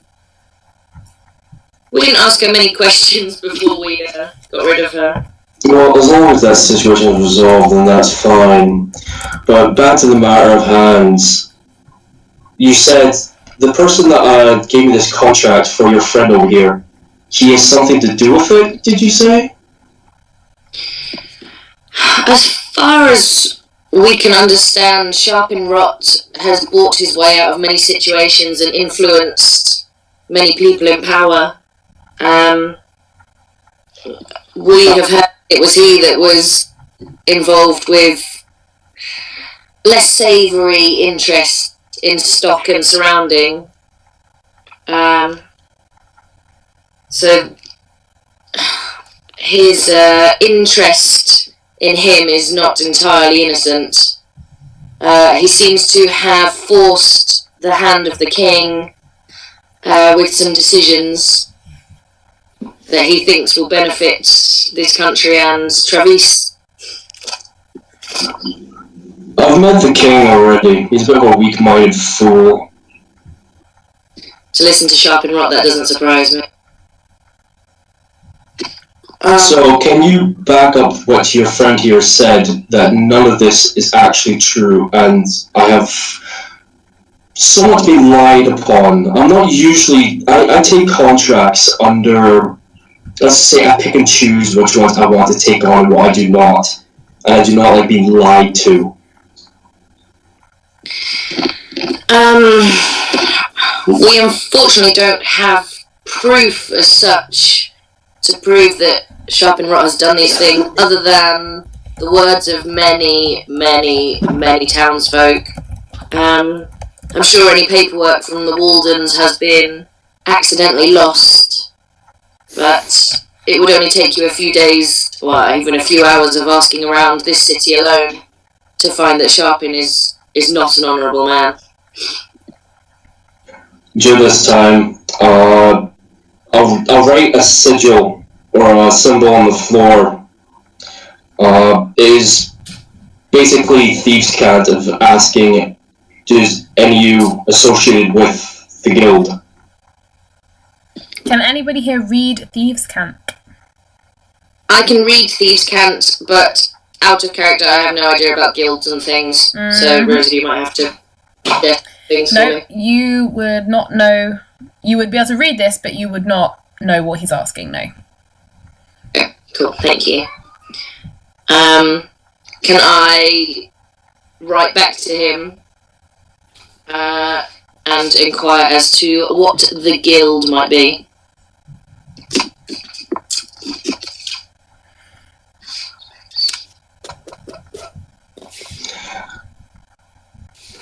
If this man is as dirty as you say, certain people, when I basically look down on the floor at that sigil and simply say that they will have something to say about him, will know something about him. I'll find out more on it, but let's say for now, I'll drop it. But I'll take your word on it for now. I think that would be wise. This man here, Dukeson, as far as we can tell, is a good man. We've heard nothing bad against him other than rumours and spite from the townsfolk. I feel like I can trust him. Him sort of standing there quietly, listening to this, wondering, judging, listening, confused as to what's going on. I'll try to look at him. What have you done around this guy for him to be pissed off so much that he contracts somebody like me? Ooh, interesting. Alright, that'll happen in a minute. Him looks at you and says, I single-handedly destroyed his chances of getting in with the royals forever, I suppose. I fell in love with entirely the wrong person, and she, unfortunately, unless I'm very much mistaken, fell in love with me too.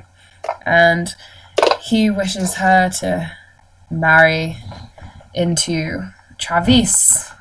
I do not. I would have her marry me tomorrow, but alas, power-hungry families, etc., etc., do not wish this union to be, and everyone in this entire castle believes me some sort of, what would be the word? I do not even know. Some sort of scoundrel, some sort of trickster. Somehow, knowing her as intimately and for as long as I do means I could not possibly truly love her, and it must all be a fascination, fixating, some strange, sickening obsession of mine. It cannot possibly be real at all. No, heaven forfend. That is my crime, sir. I got in his way. I look down and basically I'm thinking at the moment exactly what I should be doing on it, but I'm more leaning on the side of just leaving it be. I pull the side of my cloak and reach for half of the coin that was given to me up front by this man, and I just toss it at him. At him? Yeah. Okay. He sort of catches it almost with a soldier's instinct, catches it out of the air with one hand and looks at it. What is this? This is meant to be your blood money. Well, you can have it. I'm not fucking interested. As far as I'm going to consider at this moment, this contract is completely void. And I'm probably going to tell him directly that the money that he gave me, I just gave to you, which will seem to piss him off greatly.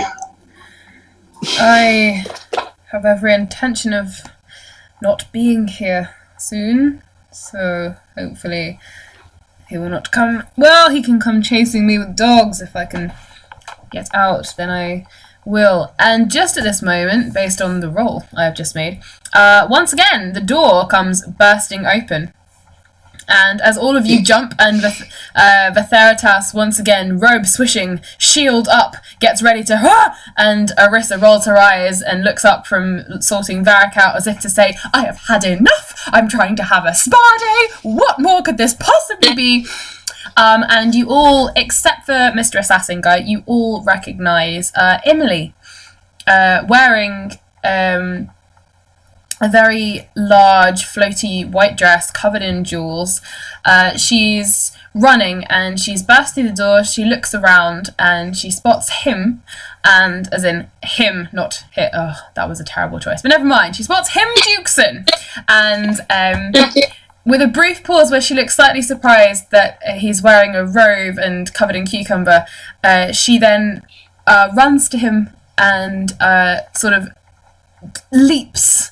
Because she's about a head shorter than him. She sort of leaps up and he catches her in his arms and drops the money on the floor with a thunk, and the bag of money lands. If anyone would like to pick it up, you can attempt to steal it from them. And yes. Oh wait, no, I can't. You're a bit broke.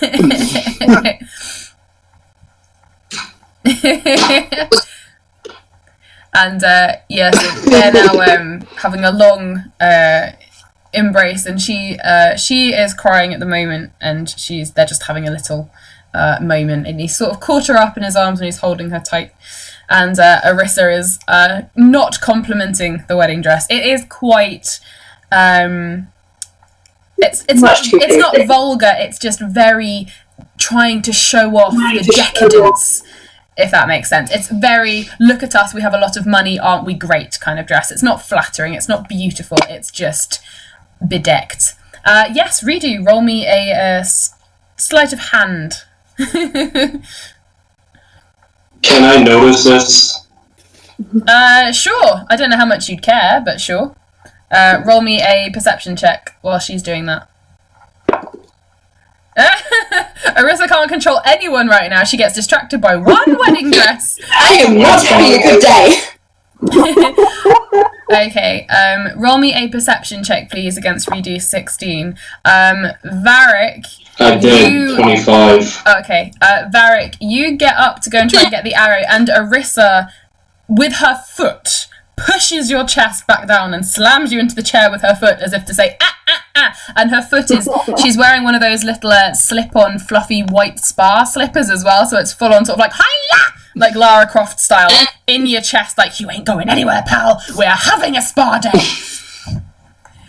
Okay, Reedoo, you bend down and sort of like crawl 2 paces and slide your arm across the floor whilst not looking at anyone in particular. Feel around, grab the bag and sort of like pull it towards you. The assassin has noticed you. I don't know if you're going to say anything, but he's seen you do it. I gave that to him. Give it back. Sorry, how much money is in the bag? Don't piss off the assassin. I think I tried that enough, and we all know what happened. Assassin, how much is in the bag, roughly? Half of your, well, it's your average contract, so what would half the average contract be? 100 gold. Okay, it's not worth it. I'd be grudging. I could be lying at the moment, you don't know. No, she can feel it from, like, the weight of the bag. I mean, it could be fake gold, obviously, but you can feel from the weight of the bag it's got roughly 100 gold in it, so... No, it might have more than that. That's okay, it's fine. Okay, so are you I urge you to give it slowly back. put it back down again? Yeah. Okay. I'm gonna try and sneak past her with that and go and sit back down before she sees me. Okay, well, Arissa's currently got her foot slammed on Varic's chest and is giving him the sort of, like, Pinkie Pie, evil, like, I'm watching you. stare, so she probably won't notice. She really hasn't seen all of this going on yet. You've got away with that, I'm going to say. I'll walk up to him and I'll say to him, I'll find out exactly what's happened here. And if he has lied to me, you don't have to worry about him. But in the meantime, I'll reach again into one of my satchels on my waist and I'll pull out a sigil of mine. If anyone gives you any hassle, show them this. They won't touch you. What does it look like, please? Have you got the picture on you, or shall I attempt it? I haven't got it on me. You'll have to show them if you've got it. If not, I can show it on Facebook. I'm currently on the iPad, so no. Oh, that's okay. We'll do it. That's okay. We will show it to you at some point, but yes, it's a symbol on a... Is it on paper, is it on parchment, or is it on metal? What's it on? It's a metal coin. Cool. Cool. Okay. I'm going to put that in my notes.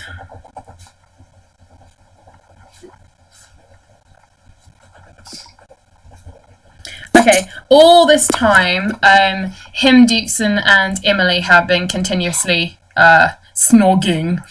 But nice. Ew. But nicely. It's not like sort of slurpy washing machine snogging. It's more just sort of impassioned, leapt into each other's arms, snogging. But yes, you may carry on. So Assassin, sorry, continue. Yeah, I've kind of had enough of this, so I'll just kind of walk to the front of the door again. So my other arm that's hidden underneath the cloak has my mask on it.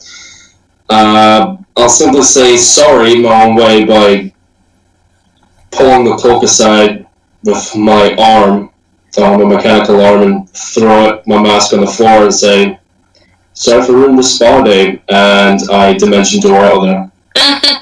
Amazing. If I ever see him again, I'm really sorry. Wait, him or? Assassin! He is going to get such a spa treatment you will not imagine. You will get so damn pretty.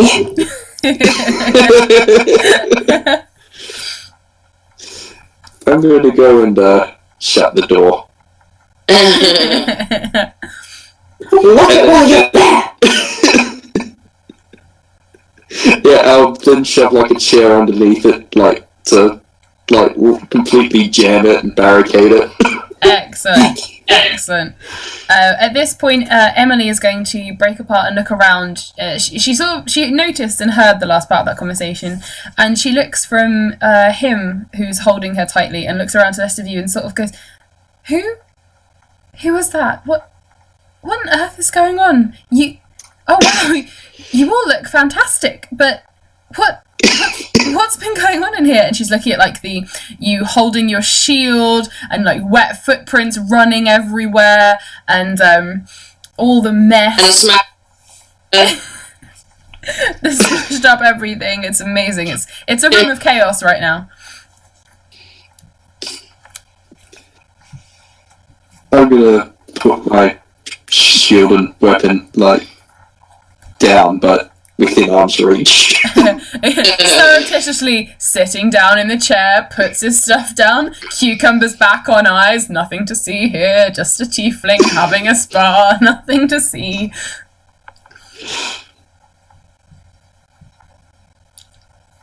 Hi Emily, we've been having a rather eventful spa day. So I can see. And she looks to him and goes, darling, friends, what on earth has been going on? And hello to Flametails1, epic name. Hello. Welcome to our chat. It's amazing. We have 7 people watching us right now. Hello. That's not all 7 of us, is it? Because that'd be depressing.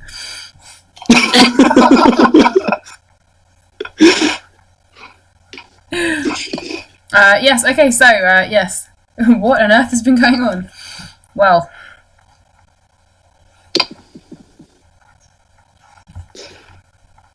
We had a Don't get visitor. me started. I think I'll leave the bard to explain this one.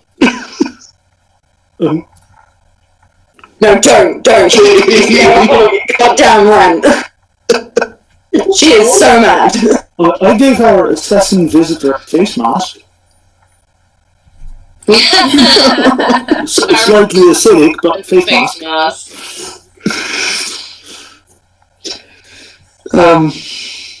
I guess to sum it up, we had a visitor that was ever so slightly unexpected. Ever so slightly. I see. Anyone I know? Well, I didn't recognise, but I wasn't really paying attention. Are you alright? And she's sort of looking at Varic and everybody and sort of looking around, confused. I shall look down to the floor, embarrassed. Aww. It's nothing major. Aww. We're right now. Him very nearly had a close brush there. Oh, really? My goodness, what? Who on earth was that? What did he want? Where's he gone? He was sent by your daddy's friend, Sharpin. Sharpin Rot sent... You don't... To kill you! And she's looking at him, who sort of sadly shakes his head and just holds her tight and says, Nothing to worry about. Everything is fine. Our wonderful new friends actually talked an assassin out of an assassination attempt. Can you imagine? And she sort of holds him tightly and is sort of looking worried and scared and confused now.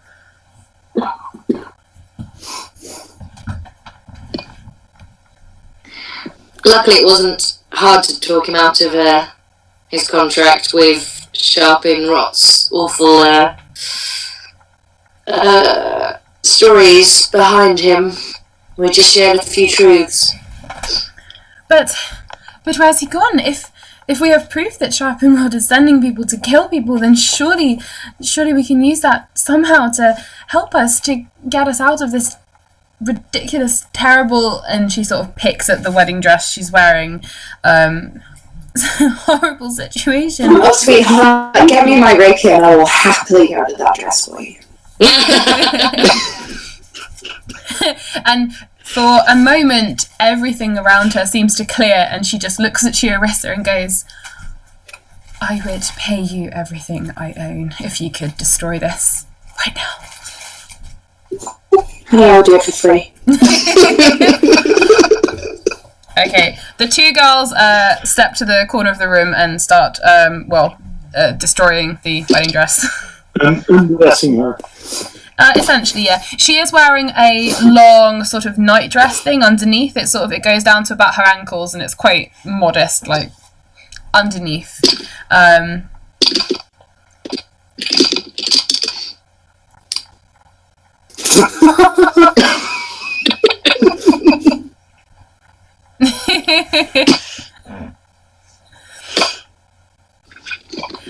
So yes, while Arissa is destroying the horrible wedding dress, and Emily is stepping out of it, the rest of you rewrapping your robes around you, find your seats. Conversation picks up again, and you may talk amongst yourselves. The two girls can join in just from the corner, but they're busy sort of every now and then Arissa can join in and, let's just get rid of this. And occasionally little jewels and sequins drop to the floor.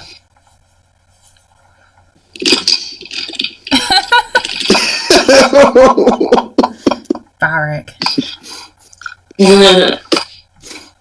We don't believe in ownership in my clan. Anyway, I'm going to...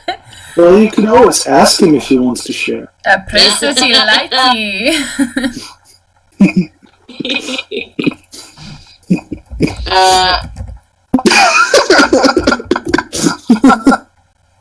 Oh, if those gems are, valuable, let's pocket them.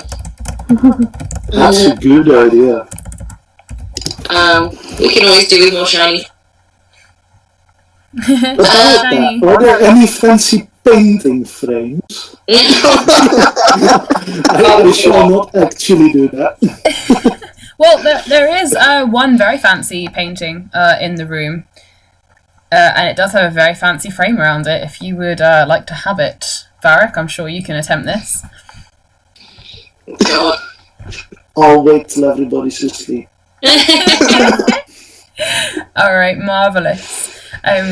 So, Arissa, you finished destroying the dress, and Emily is stood in a very long sort of nightgown, and it's quite warm. The fire is lit again, and the room is warm. The door is still locked. You feel quite cosy and peaceful.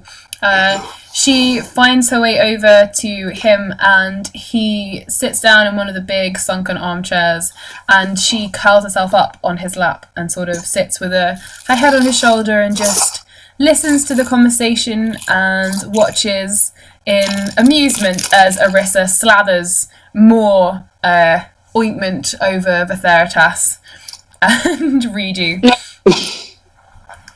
Just God damn it, Vertharitas, your skin is so dry!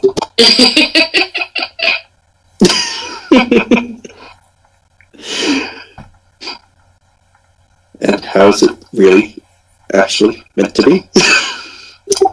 Not so dry that you could sandpaper things with it. If I wanted to say stuff, I'd use my horns.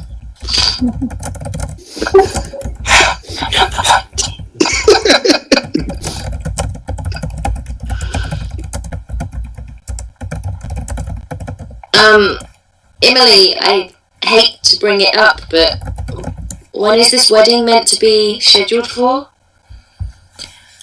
Well, it is supposed to be in around 2 days' time, except we haven't heard from the prince for a little while.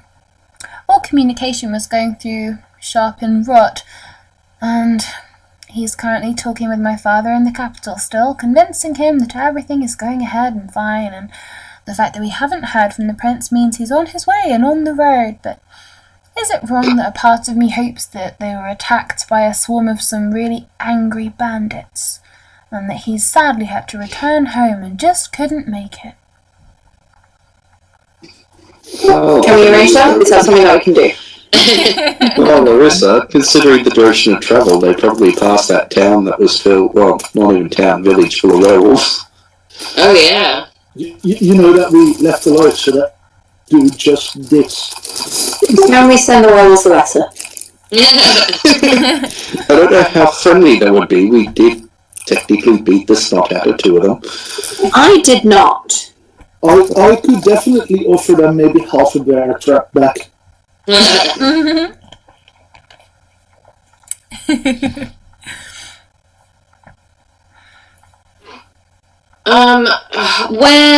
Where is the wedding meant to be taking place? Here in Crownside? Yes, the prince will arrive here, and some of the royal family are supposed to come, but I don't think they will. They're far too busy and important doing their own things. They're just leaving us to it. And then I am supposed to be married and then get whisked away to the beautiful land of Travis, where I shall live in nothingness, surrounded by demons and evil and giant cracks in the ground where wars began and great, great things. Not all of it's that bad, but yeah, the capital is. The capital as well, you would know this, the capital of Travis, Rog, is currently essentially destroyed. It's got massive cracks through the ground. The rumours say that they go down for miles and you can see flames at the bottom. It was essentially where the great evil was broke through, and so the entire capital, which used to be a very popular campsite full of loads of people, is now supposed to be desolate and destroyed and derelict, and even the ground, you can't grow things anymore. It's ridiculous, apparently. Yay, destruction!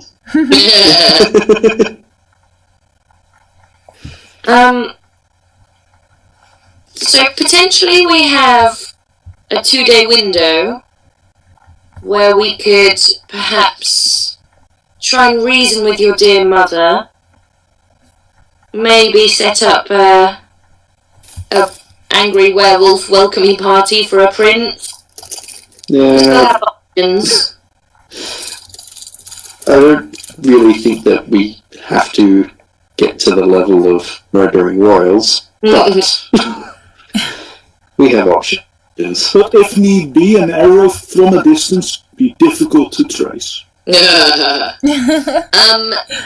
at the very least, people don't seem to be paying very much attention to our group while we're here, and the locals don't tend to really pay much attention to us non-humans in general. We could always leave with more members of our party than we came with. Arissa, Yes. seeing as your spa day had a bit of a hiccup, how would you feel about making up for that with a double makeover? Oh! Double makeover! Can we do it with a montage? Montage! Yes, yes, yes.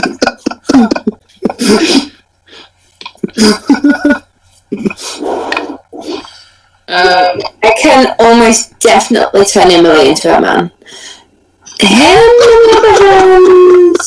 Wait, you can't turn him into a man. Him I can't turn him into a woman. He's a bit too.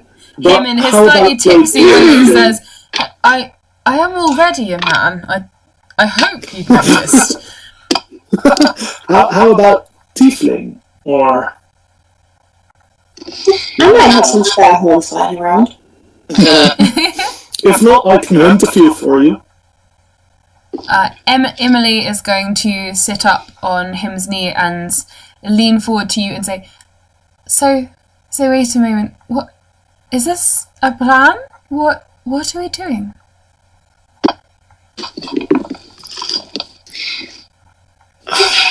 Well, This is not a plan anymore. Yeah. This is a solution. DM writes in her notes, plan equals makeovers. yeah. And the super training montage. Don't forget the super training. Super makeover montage. Gonna make a montage. Can you tell he's still in the bath? Okay, so what is your plan for this super makeover montage? Well, I'm sure in the castle we could find some commoners' clothes. There's plenty of maids here. We could always dress you up as the most inconspicuous people we could make. Well, I've got spare clothes. Quick question. Why go inconspicuous when they would stand out in our party if they were inconspicuous? Yeah, to a degree. I think I've got spare paint. If him doesn't like me, doesn't mind me changing up his armor color a bit. At this point, I have lost a little of my faith in Crownside and the Marxist family. I would happily have a change, if not for a little while. I'm going to glance across at Reedoo. You've got an idea? I think we might have talked about this before, but I can't describe myself like there, so we can use that.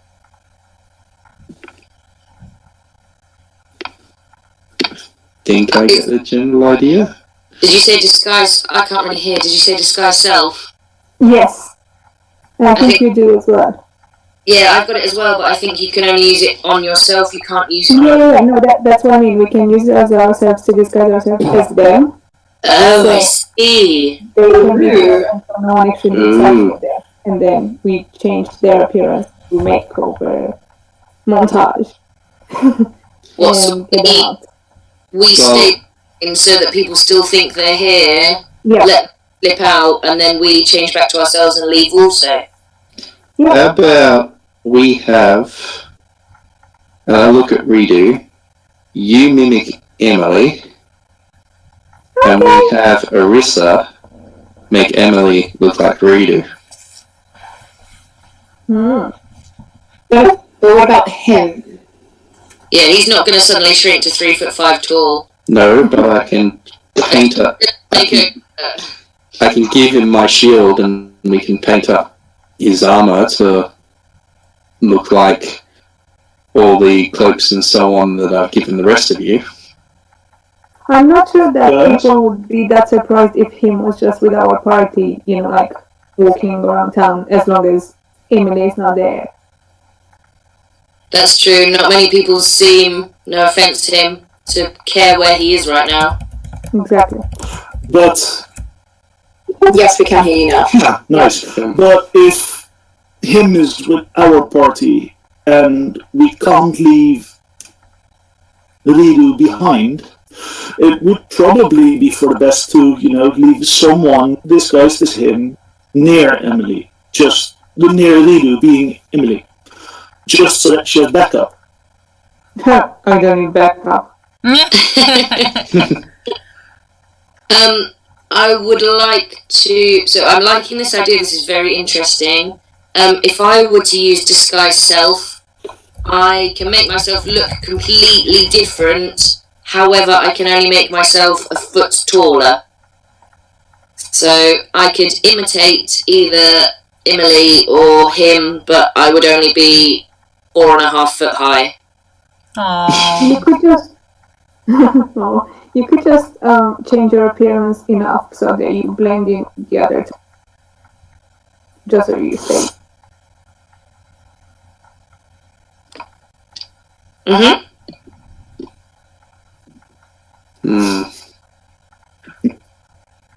So it's now getting late. Would it be best to do this in the darkest hours, or...? Probably. But I might need a little rest before, you know. Yes, I I think think resting is good. resting is good. So perhaps the sneakier of us that don't need to rest might be able to acquire useful items from the house. I would, but, you know, You speak. I need help. You are going straight to bed, young man. But No, no buts. Yeah, you Going can to have bed. at 2 o'clock in the Say morning. that, and there will be but there's no window climbing for you. but there's useful stuff on the roof, possibly. No. I turn towards Emily and ask her, so is there anything you had planned with your mother or in a public place for tomorrow? Well, I know I'm supposed to have a second fitting for dresses. I'm supposed to go and have my gloves fitted and shoes. Mother wants to assist me in picking out a tiara. She was going to meet me at one of the shops in town for the tiara. Other than that, just the usual dinner every evening, and that would be it. Then how about we do this in a very public way? So instead of doing it sneakily during the night, we actually do it during the day so everyone can still see Emily being present. Maybe even towards the evening, so when she retires for the evening, it's actually me retiring for the evening. I come and join you guys outside the wall. That is a fucking good idea. And we could say, Yeah, go on. we could stage a kidnapping. I was then going to say we could do something and frame Sharpin Rot somehow. That would please me. Ooh.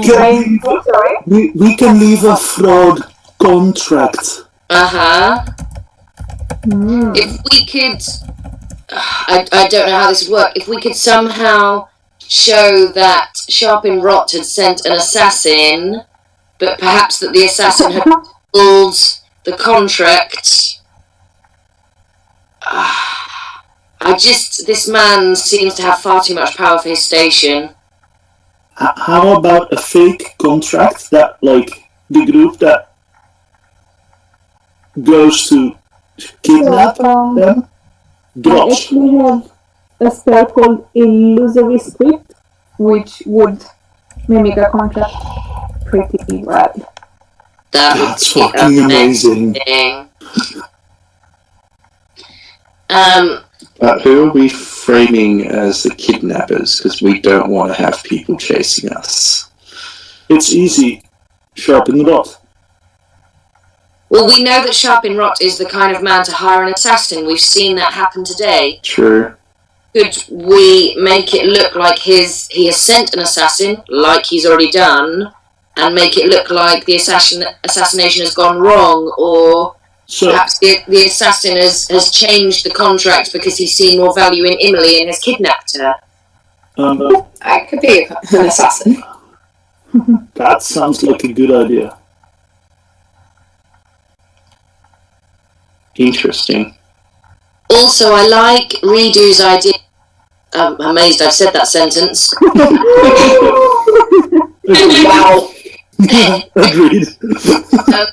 I like Reedoo's idea of her spending the day as Emily, because we could set Emily and him on their escape as early as possible, so that we could get as much distance between them and Crownside before it's discovered that she's gone missing. Where we could send them, I haven't thought of that yet, but we could send them somewhere to safety. So I could escort them to a degree, I guess. We know of an organisation that might be willing to help them. Oh, are you thinking No Wing? No. One. I'm thinking Vincent. With their secret location. Yes. Do we know how to contact Vincent, though? Because he's miles away looking after Reese, trying to get him healed up. Yeah, but Dubois is still where she is. So send them to Stock, to the temple. Yep. And how they can get a marriage ceremony on the way. Oh, that's you old romantic, you. No, they have to wait for me. I'm planning this wedding. The makeup ready. May I just suggest that they might actually be safer out of Borsin? So, if we leave, it might be safer to take them with us. I think our plan was to leave this island.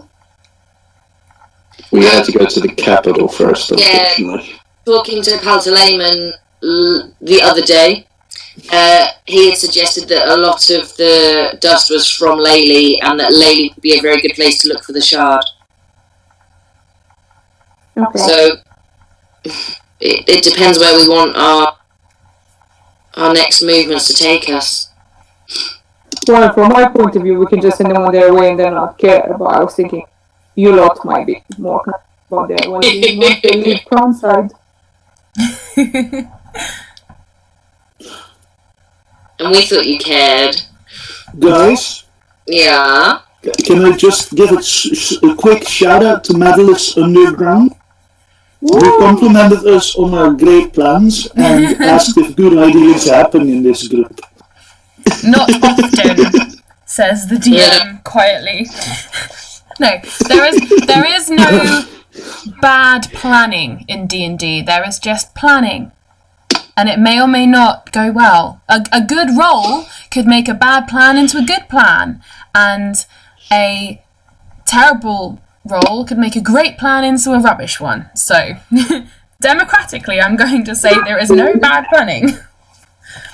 I mean, I had a very good plan about my wonderful spa day. However... Well, I enjoyed myself for most of it. I'm glad to hear that. Could we, going back to the plan, could we take ourselves to Layli and make it known that we are going to Layli, and send Emily and him perhaps to Port Arm and get, like Reedoo said, get them off of Borsin and onto a different island. Because we don't want to be followed, but if we are followed, we do not want to be caught with these two.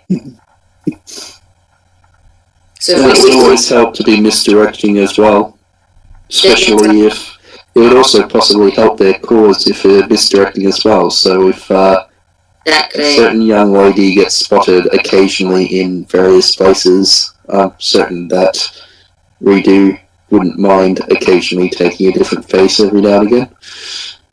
My face is amazing, but sure. Emily says, I've never had the pleasure of leaving Borsin, ever, unfortunately, but I hear the gnomes are quite pleasant, if you are pleasant to them, and I hear they have giant eagles you can fly on. Yes, the eagles are... they're fun. Said no Lord of the Rings fan ever. Are you out of the bath yet? No comment. Can you tell? No comment. I may be able to assist in arranging safe passage to Emily.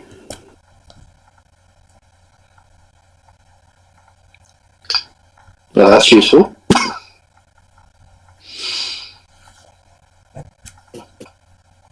Okay, well, that's sorted. Awesome.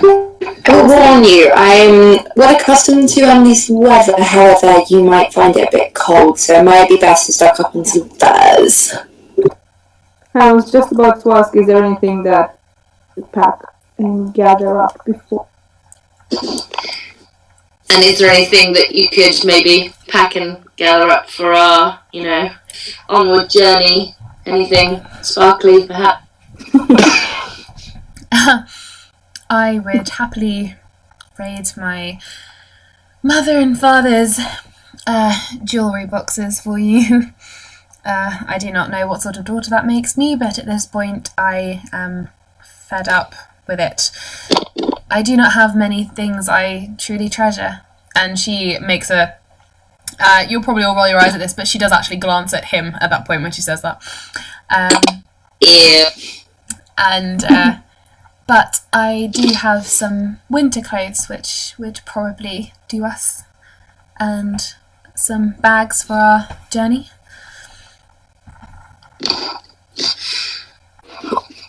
Do you think... Oh, go Sorry. on. Could you also get a couple of extra out for me, just in case you take a different... Of course, I can show you to my bedroom. You can have your pick from my wardrobe if you like. Dirty. Yes, that sounds acceptable. Of course. Any of you, and she looks at the men as well. She says, I don't know what I might have in my wardrobe suitable for you, but you're more than welcome to come and look. I will have no use for such ridiculously regal clothes anymore, and quite happily will get rid of them to people who would use them.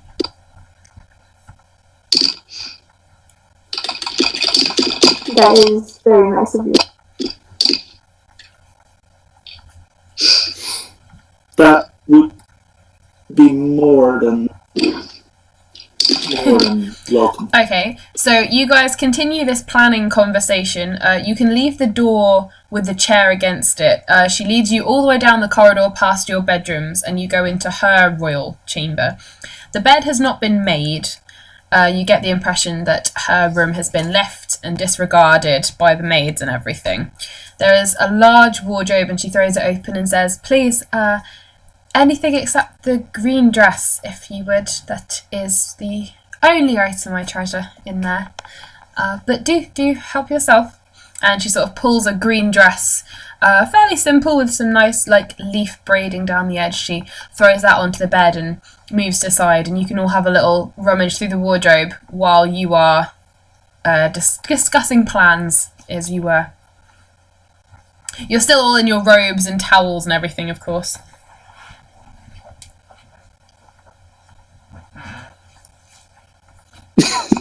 So, Emily, do you think you could perhaps pack without being noticed?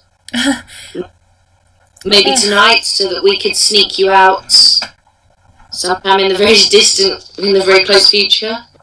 I don't feel that would be too difficult. I feel that after our argument, Mother has gone to bed with a headache, so she will not be awake and around to disturb us, so I can pack now. And she pulls one of an array of sort of large bags out from one of the other cupboards and starts throwing things into it. Not very many things you notice from around the room that are very regal and treasured, but a couple of books, a hairbrush, a little pendant, a couple of pieces of jewellery, a few dresses, and she pulls some big, thick coats and boots out as well and manages to put them into this bag. And him helps her, and she takes a few of his things as well, and a few of his items have been left in the room. There's a couple of shoes, some socks, a jumper of sorts, a sort of pullover which buttons up, and they pack bags between the two of them while you guys are having a little look. Reedoo is, oh yes, there is a yellow dress. It is sort of, it's not sunshine yellow, it's more a sort of orangey yellow. Da girl. It's long, it would go all the way to the floor on you with a little bit of a train, maybe about a foot of train behind it. It's got long sleeves which swoop down into long plumes at the bottom, and it's got sort of like little ruffles around the top, and it does up in little lace around the top. Damn, that looks fancy. I'll take it. Excellent. Emily looks up and says, "Oh, please, I wore that once for some ceremony in town. Please take it. It would look beautiful on you." Wow, Arissa's having a drastic character upheaval here. Would anyone else like to go through the wardrobe and find clothes, shoes, coats, jackets, etc.? Boys, you know you wanna. I'm prepping all the stuff, all our loot, so that if we have to make a quick runaway, we still have it. So I'll take a look at the wardrobe, see if there's anything of use for me. Okay, there's a few simple tunics which are made. They are for female, but they're not tailored, so they could fit you in sort of shades of blue and sort of pale reds and one pink one. And there's a few sort of shawls, like you can throw over your shoulders and things. Nope, there is nothing purple in this wardrobe. Yay, I like this girl. That's a shame.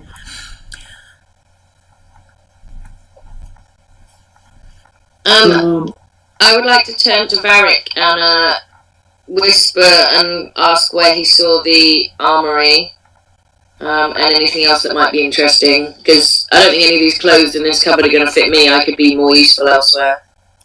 Haven't seen the armory yet, but I know its location. Okay. She drew them out for me. Oh, yes, I remember. And, you know, I see a map, I know a map. I don't really do forgetting maps, so I wouldn't even need the map. So we can, I do need some sleep beforehand because I don't feel like falling off of a roof and dying. Well, also, we seem to have been able to move through this castle with this house without that much interest from others. We might be able to just kind of saunter down. If we don't obviously fill our arms with obvious loot, but maybe took a choice item or two, we might be okay. This is out of game me talking, but I'm 30 hit points down. I know, but what I'm saying is, like, you can go to sleep now, and we might be able to get away in the morning and just wander through the castle and help ourselves. That's very valid.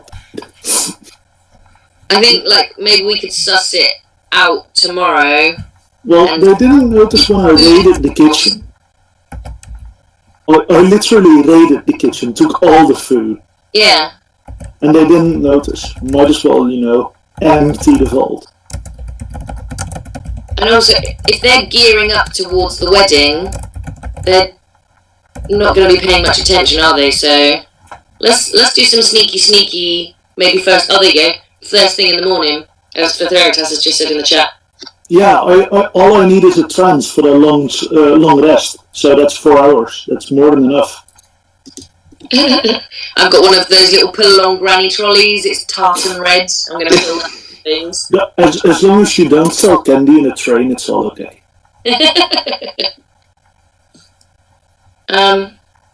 Okay, so this plan is coming together nicely. I'm liking this. Arissa's just creating her assassin persona. Did we just literally actually plan something? Strategically and thoughtfully. The only issue is that last time we planned something, it was the spa day, and look how that turned out. Don't be so negative. Hey, it's because of the spa day that we're doing this excellent planning right now. If we hadn't have been so relaxed earlier... It's very true. I think we've cracked the code, people. We found the secret to good planning.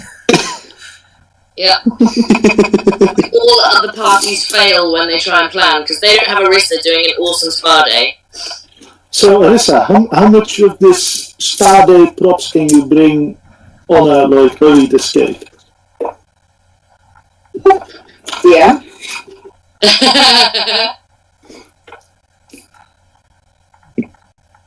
How much of it can I bring? You can bring all of it. You managed to carry it back from town. It'll be in a few bags and there'll be less of it. The robes you'll have to stuff somewhere and carry, but yeah. We have all. Then yes, we will bring it all. You've got horses, remember? You can pack them, so yeah. Perfect. Razzle Dazzle shall be my helpful steed. My spa steed. Spa steed, yes. We need a cart for Arissa so that she can have a mobile spa. Yeah, Arissa, you could make cash out of this.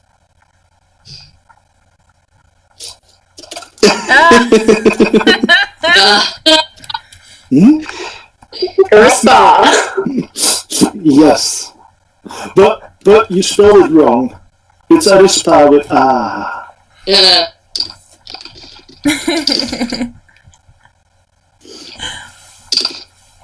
Yes.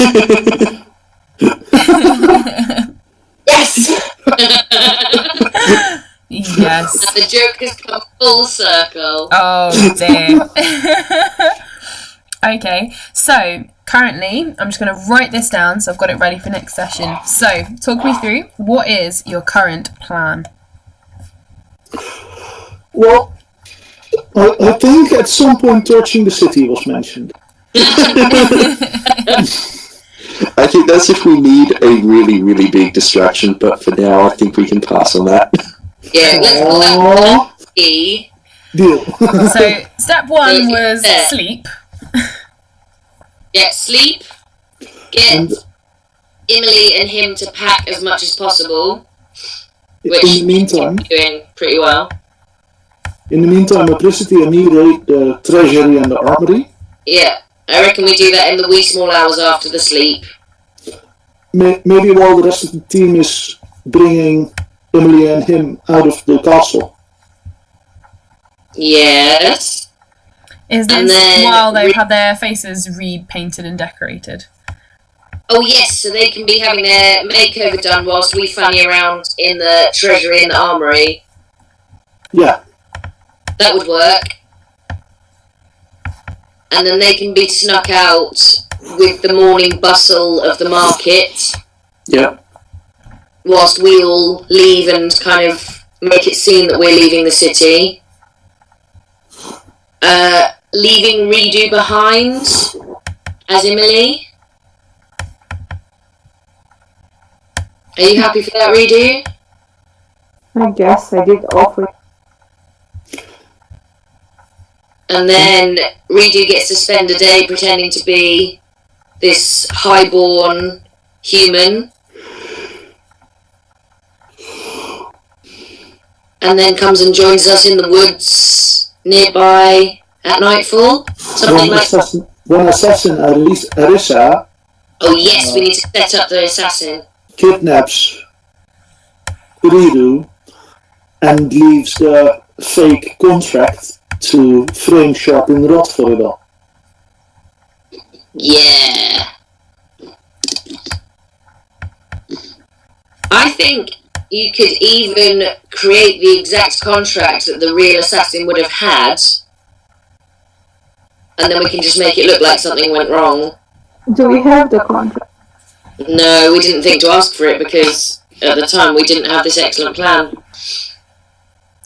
Vertharitas, did you take some of the wonderful noble girl's underwear from the wardrobe and take it with you?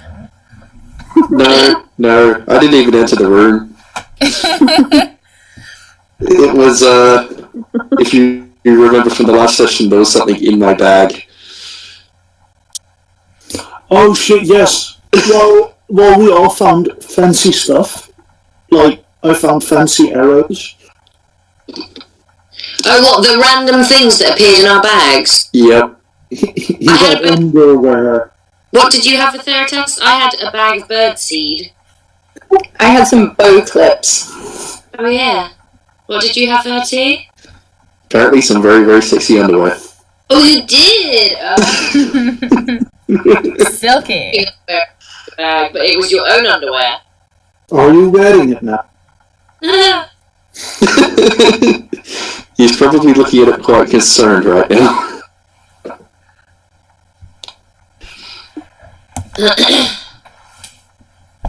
So, between now and the time that we leave, we need to get Reedoo to make this contract. We need to make sure that everybody's packed everything. And we need to do a double makeover super montage. Oh, and go stealing as well, me and Varic. Ja, har fiddle Excellent. So, shall we wrap the session up by saying that you're all going to have a few hours sleep, and then a few of you are waking up in the early hours of the morning to go thieving. A few of you are waking up in the early hours of the morning to do a montage with lipstick and hair.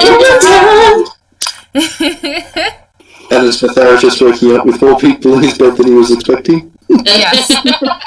Probably. Definitely. You can all pile in together. Doesn't that happen daily for him? Yeah, he just wakes up with a restless Neither confirm nor deny. Awesome. Okay, well, I've written down the plan that you have so far. So we've got it in the notes for the next episode.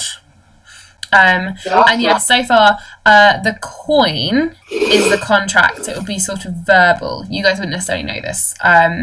But you could probably draw something up. It would work. It'd be fine. And we'll see how it goes. So we all say that you all adjourn to either separate rooms or you can all sleep together. You leave him and Emily. Sleep every time! To be fair, by now Varic is probably, almost falling asleep already. No. Okay. Well, I will be posting some things on the Facebook because I've had a few little ideas of things that may be going on. And I'm waiting for this picture to load. Ah, yes, you do have that company. Yes, you do.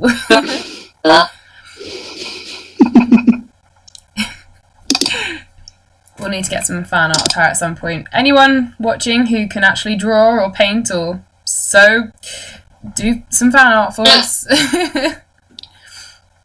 Oh yes, you missed this. Vertharitas now has a inextinguishable for now flame on a torch, which when lit takes the shape of a lady and it can speak. It's like a sort of like a fire elemental, but probably about a foot tall. I see. She's pretty cool. Wait, a foot tall, so it's still taller than Adel. Just for my Yes. mental notes. Damn. Yes. Well, obviously, that's when she's at sort of full height. She can shrink down. If he, for example, had to put her onto a twig because, someone did something to the torch, she could shrink down and be that tiny. Potentially, you could set a tree on fire and she could be giant. And yes, Arissa also has a pink fluffy Arnold bunny toy. Guys, if a tree would make her giant, imagine what would happen if it was an entire clown side. And on that happy note, you all drift off to sleep in whatever bedroom you decide to go in. You have until the next episode to decide where you want to sleep. Everyone shout tatty bye to the Twitch channel, and I will turn the recording off. Thank you everyone for watching us. It was lovely, all 7 of you. Yeah. Thank you. Thank you. Happy birthday.